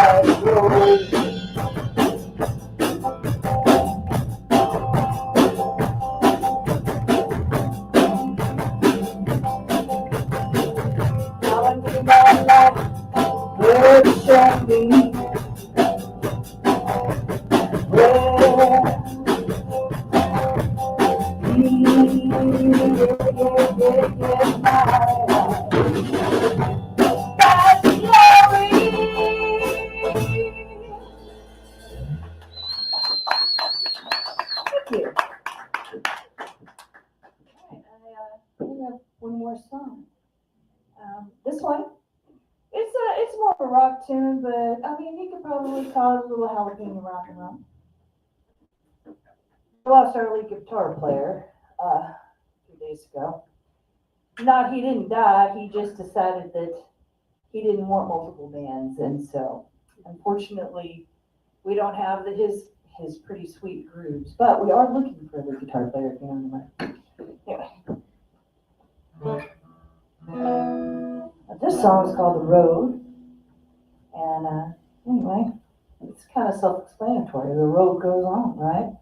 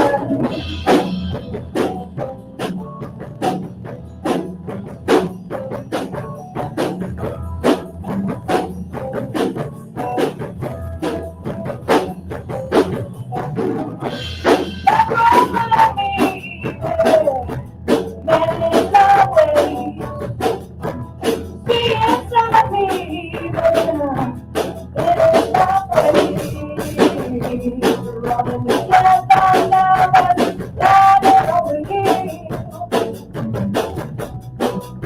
When you see where God can be, no,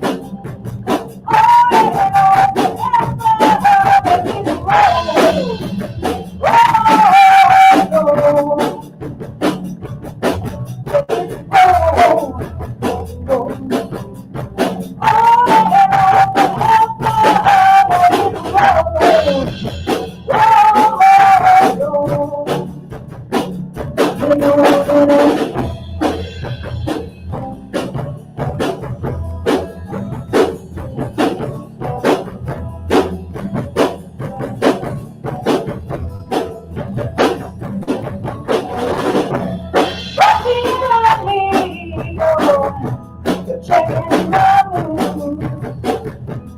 Walking beside me, radio is getting my groove.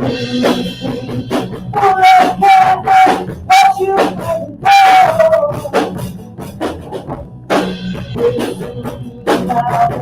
Walking out the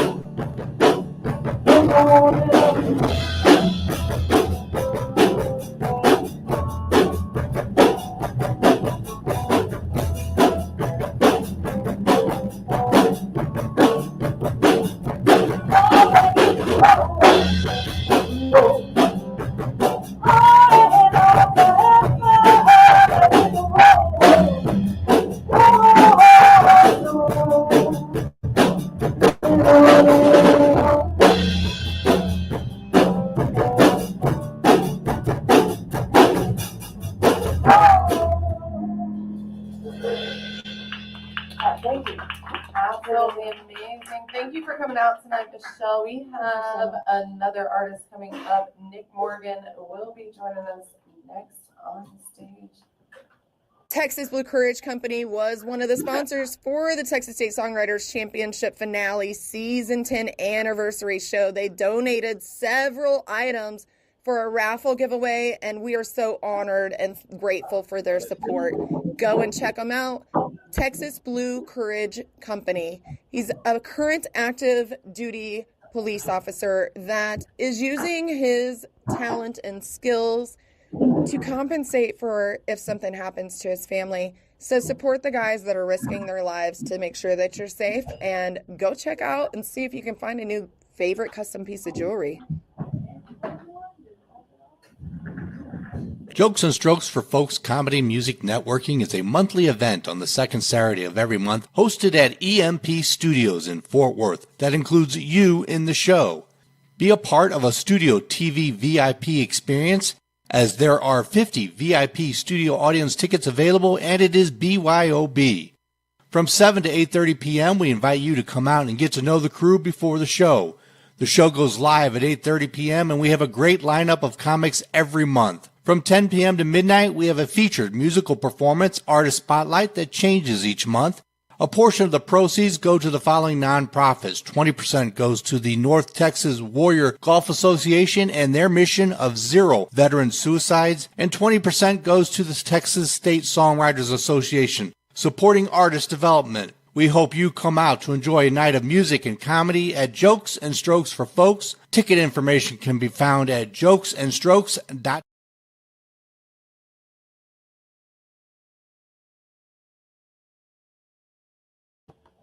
It's all you, Nick.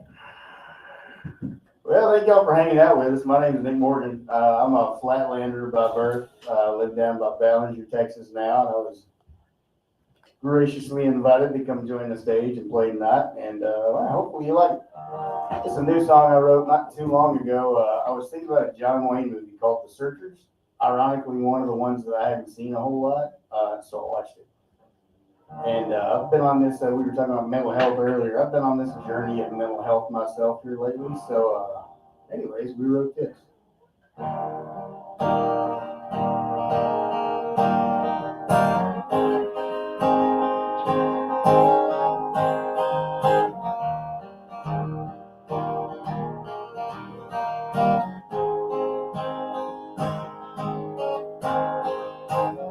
Some go look in a corner bar, some on a church pew, praying to the stars, and some on their backs in the backseat of a car, looking for what's missing. We're all born with it. At a given day, the world begins to take it somewhere along the way, till you wake up thinking, how did I get to this place? Just doing what I'm supposed to.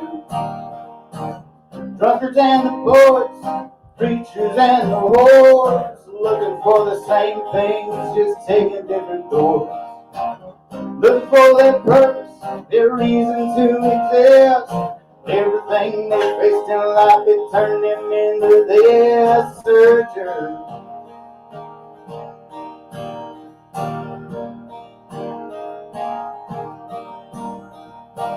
I found it once in a woman's arms, but I lost it anyway to some rich boy and his charm. So I took my heartache and I grabbed this old guitar, went looking inside me. There I found truth and a little joy, hanging with my buddies. We made a lot of noise, and it brought me back to life, and it brought me to this stage, sing for all the dreamers. Drunkards and the poets, the preachers and the whores, looking for the same things, just taking different doors. Looking for their purpose, their reason to exist. Everything we faced in life has turned them into their searchers.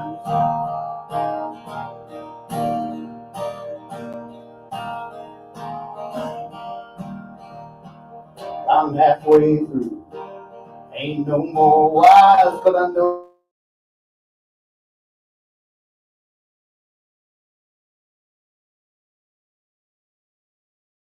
and the seed that's planted. Well, it ain't pretty, no, it ain't cool, sounding on convention, breaking all their rules until you find yourself, become who you're meant to. Drunkards and the poets, preachers and the whores, looking for the same things, just taking different doors. Looking for their purpose, their reason to exist. Everything we faced in life, it's turned us into this searchers.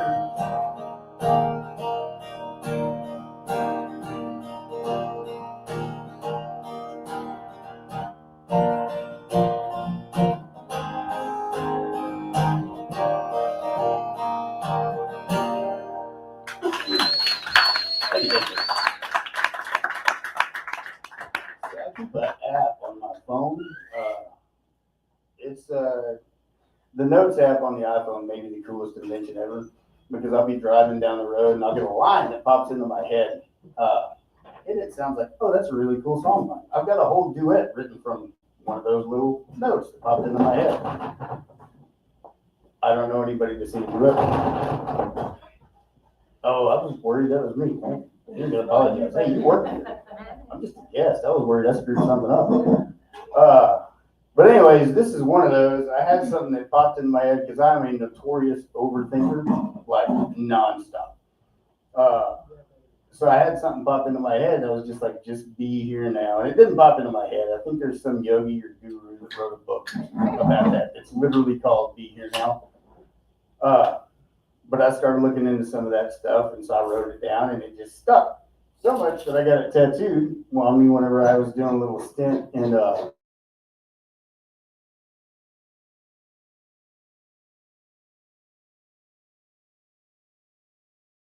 find stuff and put it into songs. So that's what we did. And I was bound, I write a lot of slow songs. We're going to get to some of those here in a second. But I was bound and determined to write something upbeat, and this is what came out.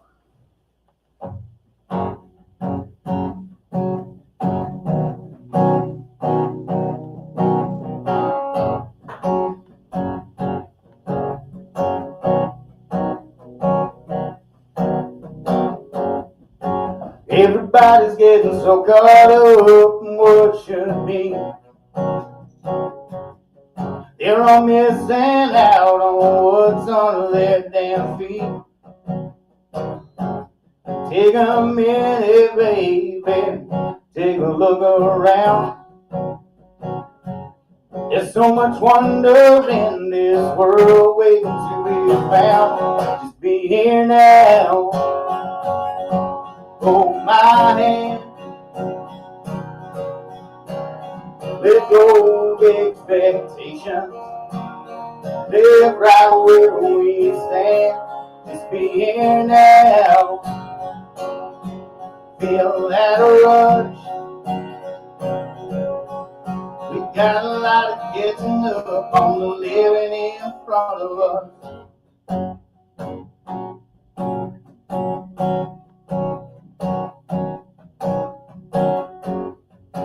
Got a bad way of overthinking. I let it go until my ship's sinking, yeah. Like a whirlpool spinning round and round. The world creeps in and I start to drown. I sleep deep and tell myself, just be here now. Hold my hand. Let go of expectations. Live right where we stand. Just be here now. And feel that rush.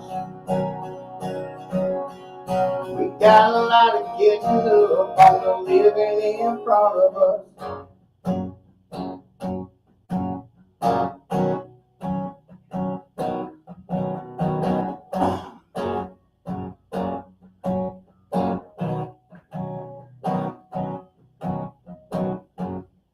I got memories like tattoos on my soul.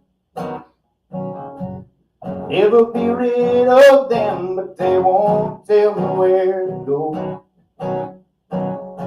Truth is that I love them all the tears and laughter. I believe in meant to be, but not happy ever after. Just be here now. Hold my hand. Let go of expectations. Live right where we stand. Just be here now. And feel that rush. We got a lot of getting up on the living in front of us.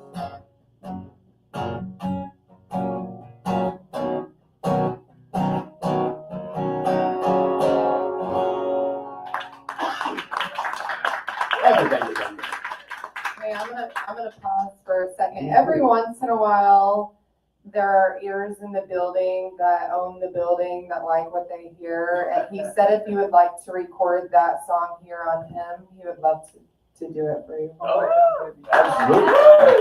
That's one that I actually really want to get out. I'll do 3 for you, baby. Shoot, yeah. I'm in. I'll get with you whenever we When get you done. get done, I'll show you the recording studio. I got another one I want to get recorded. We'll do right now. Speaking of slow songs. All right. So I didn't set out to write a song whenever I wrote this next one. I was doing a writing exercise, and it was just trying to think of the most brutally honest, self-reflective things that I could come up with, the kind of shit that I wouldn't tell anybody, and put it down on paper and turn it into a song and see if there's some kind of little nugget I could peel out of it and do something with. And then I finished it. And I was like, well, that doesn't sound bad. And I played through it, honestly, for about 2 weeks. 3, 4, 5 dozen times. And then I figured out what it was. I think I figured out what it was. It's changed over time. Every time somebody else hears it, they hear something else, and I guess that's a good thing. Whenever you write a song, you kind of want people to come up with whatever they want to hear, you know. If they derive something from it and they feel something, that's you've done your job as a songwriter as far as I'm concerned. And probably the past year and a half has been one of the most difficult of my life, coming to terms with a lot of things. I got divorced in January. But yeah, so I wrote this song as an exercise and cautiously tested it out on who is my now ex-wife. Don't worry, we get along super good. We've got a great relationship. It just didn't work.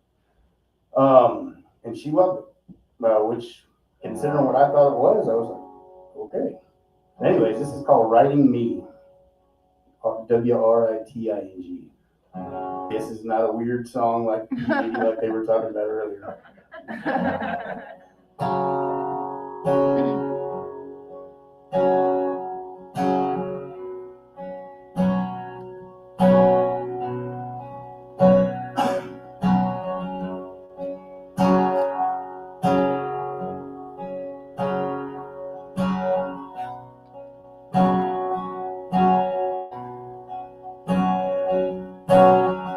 I've been an asshole, people that I love, thrown in the town, push come down, shove. Been an outlaw, in the stories some folks tell. Been an enemy, mostly to myself.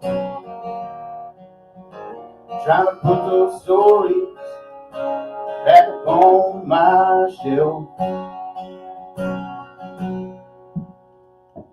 Well, forgive me for all the parts I played. Well, I'm sorry. Ended up this way, it ain't rainbow. Burning bridges where none ought to be. I'm just out here riding me.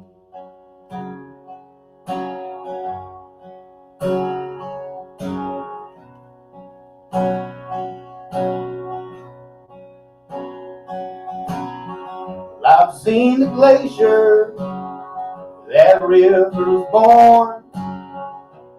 Seen the sunset fire through the desert sky at morning. Well, the big sky, you know it treated me well. Now there's something back home, just a cautionary tale.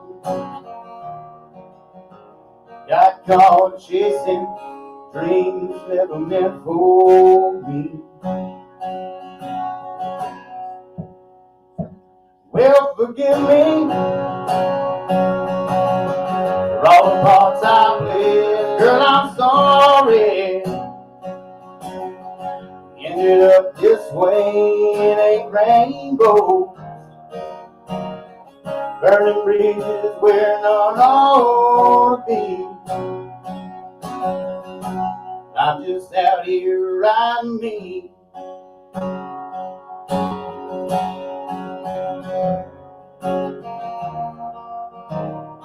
Chances are I'll fall in love again.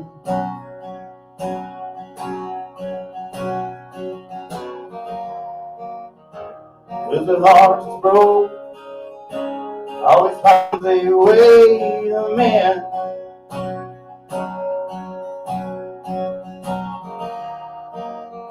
Well, I'll take the lessons and maybe I'll learn some more.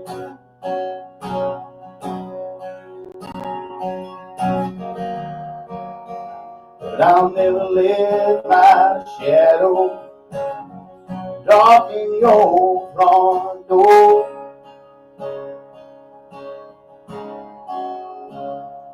Well, forgive me for all the parts I played. Girl, I'm sorry. Ended ended up this way, it ain't rainbow. Figuring out where the hell I'm supposed to be. I'm just out here riding me.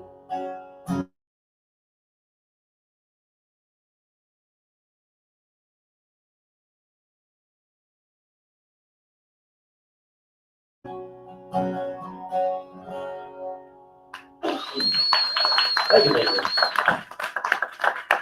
I'm getting all the new stuff tonight, man.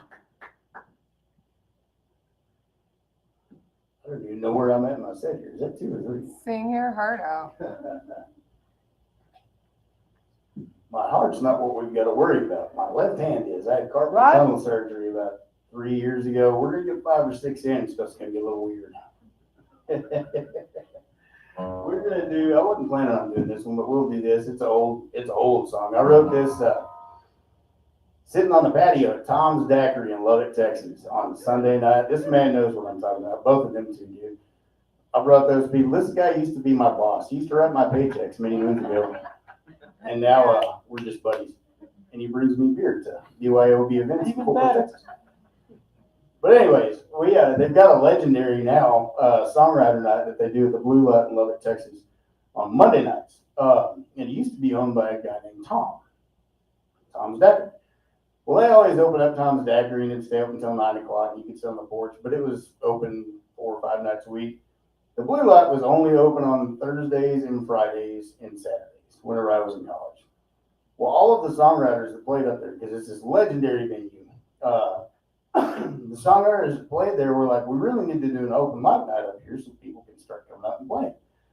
And Tom was dead set against it. He's like, we're not going to open up any more nights. We're good. We've got it. And then finally, we had some songwriters that actually worked at the Blue Light. They were like, hey, don't pay us those nights. Let us open for a night.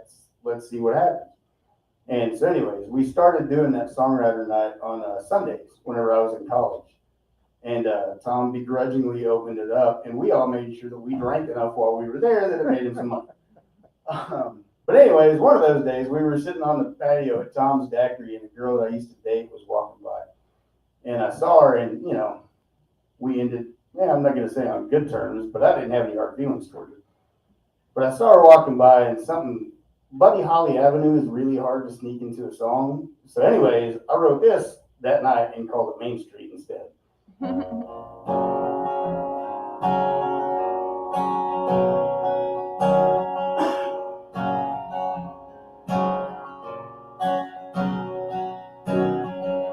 Saw you walking down the street tonight. Your soft hair shining beneath the moon and neon lights. With the one you love now, but that ain't always who it's been. I wanna know you once more. I wanna be as happy as him.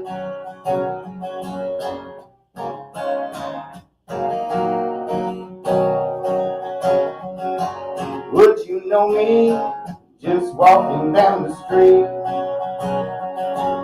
Would your eyes still shine the same if we should ever meet again? Would your lips touch mine and join in one heartbeat? Would you dance with me down on Main Street?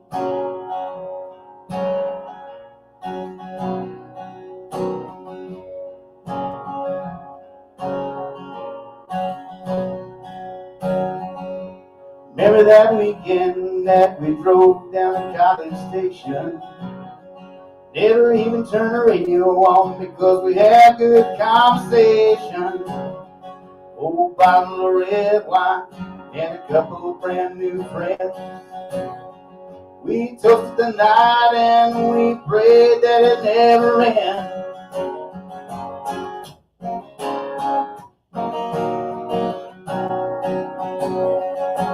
Would you know me just walking down the street?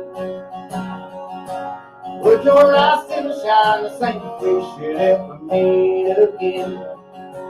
Would your lips touch mine and join in one heartbeat? Would you dance with me down on Main Street?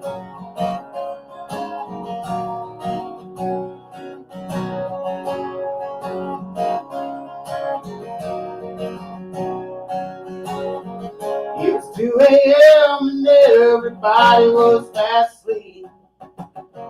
It was just you and me, girl, with nothing in between.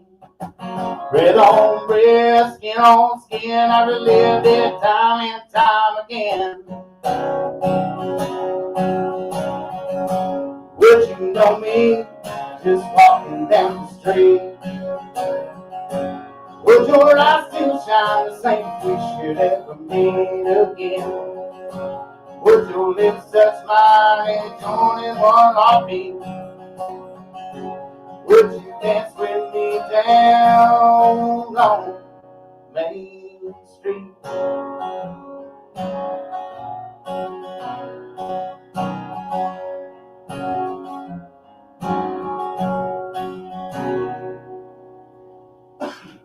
There we go.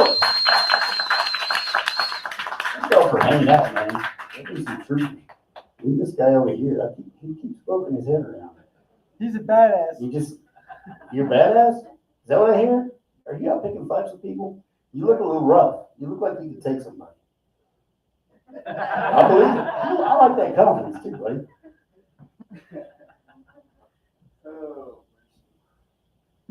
Okay, why not? We're going to try another one. Literally just got finished to the point where I haven't even quite got the arrangement how I want it. But why not? Burn the boats. Burn it, baby. So, like I said, I am recently single and venturing out into the world of dating. I have found out it is a total shit show. I call everybody baby, so. I ain't offended, brother. It's all good. I got pretty thick skin. It takes a lot more than that to offend me. But no, I've started hearing a lot of similar stories. Women in their 40s, single mothers, dating. The bar is set really low for somebody trying to date a single woman in their 40s. If you do not try to send them a picture of your genitals within the first 20 minutes, apparently you're a rarity, which is just a sad commentary on the state of things in this country. But anyways, as I do with everything else, I collect stories and I write songs about it. So we wrote this one, which is unfortunately a really common theme. I heard about people that got pregnant whenever they were in high school, and it's just been a shit sandwich ever since, Guess I should give you the name. It's called Let Somebody Love You.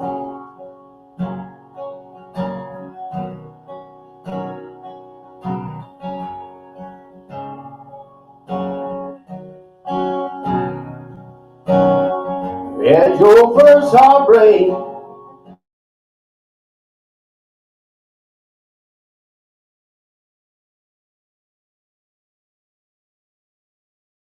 saw 2 pink lines sitting in the bathroom floor. You broke the news, he just broke the door. Folks left you out in the wind.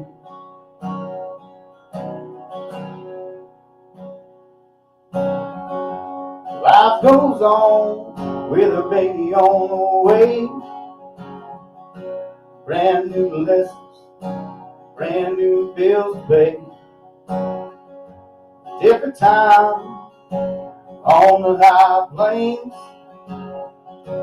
You go out, folks turn their head in shame.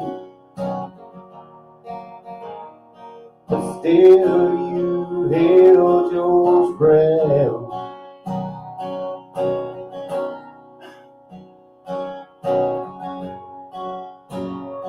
Would you let somebody love you?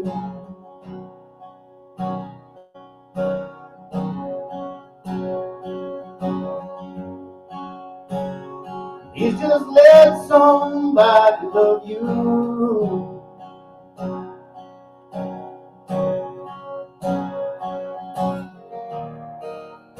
You don't have to do this life alone. I'm as close as a telephone. Please just let somebody love you.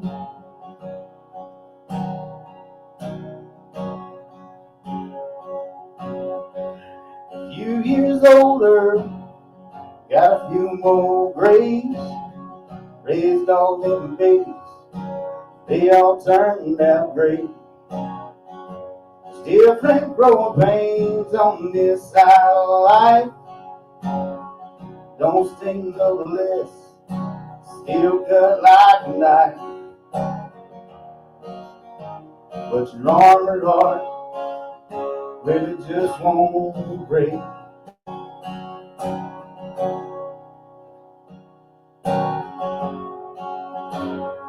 Please just let somebody love you.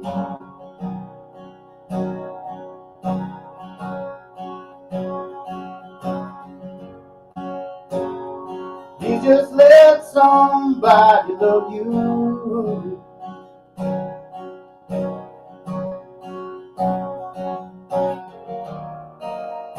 You don't have to do this life alone. And I'm as close as a telephone. Please just let somebody love you.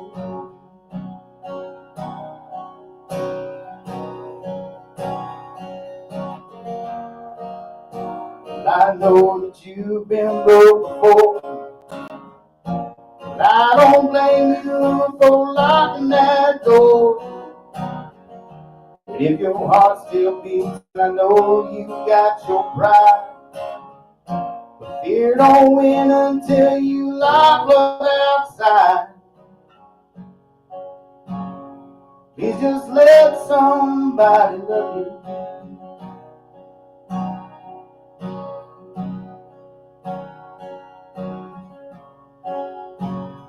Please just let somebody love you.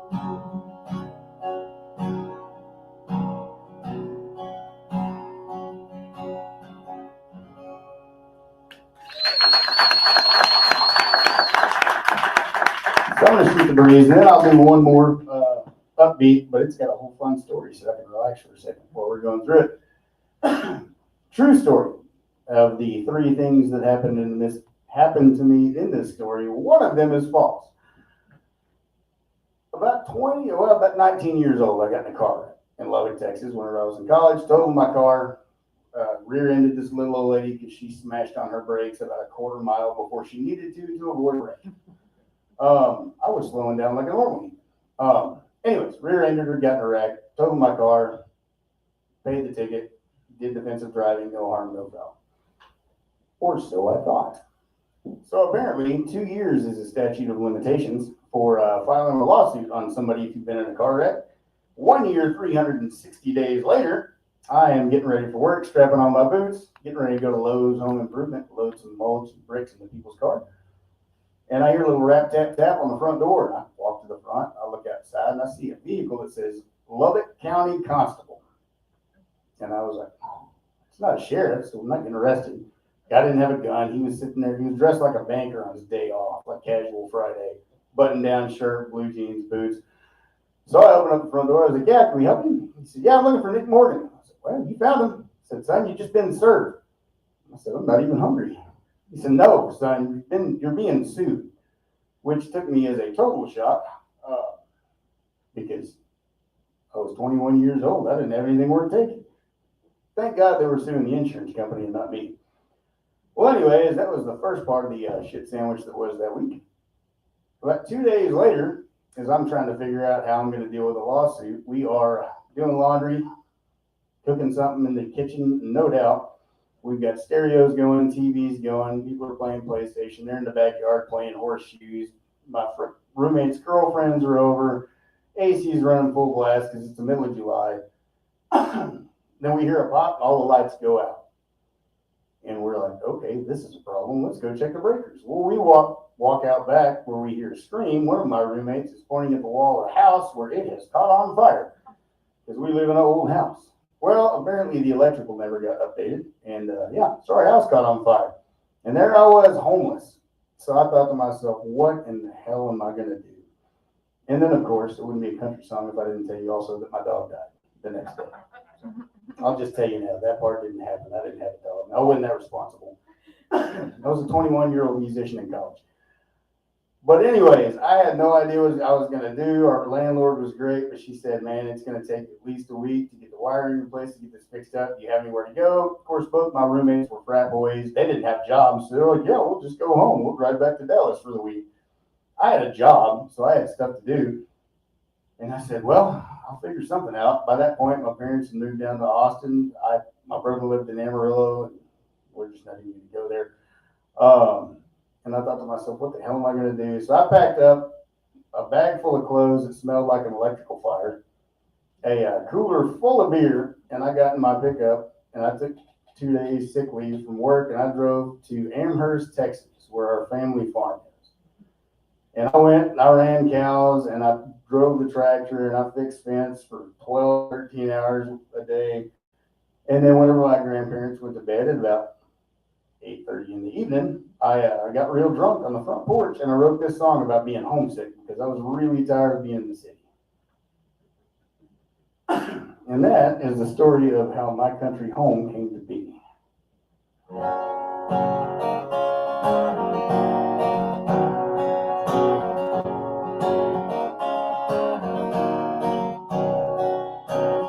Them sunny evenings on Granddaddy's farm, sitting on the front porch and looking at the stars. Talk about religion, and that was no time. Small town politics over watermelon fresh off the vine.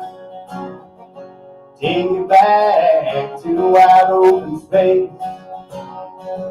Take me back to my hiding place. Good friends and family where I'll never be alone. Take me back to my country home.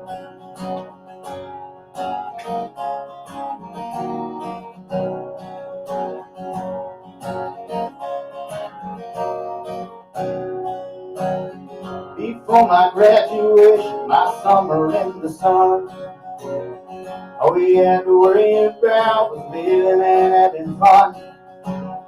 Go out to the pasture, get drunk and carry on. Lose the innocence to the ones we love to an old George Strait song. Take me back to wide open space. Take me back to my hiding place. Good friends and family where I'll never be alone. Take me back to my country home.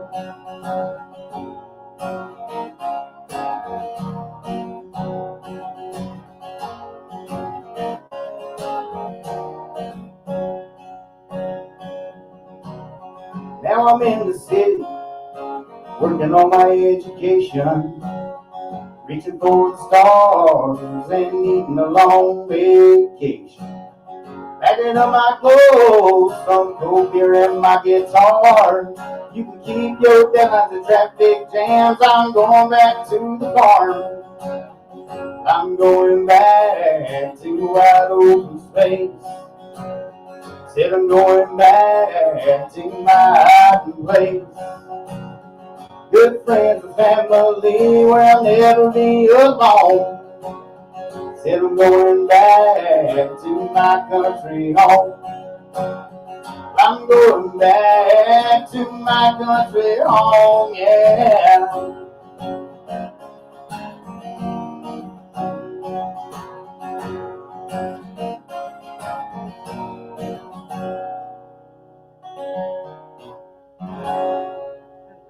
Thank you all very much, Aaron. Thank you to EMP. Thank you to Texas Brew Radio. And I'm going to shut up now. Thank you, Nick, for coming out. Shout out to, y'all give him another round of applause.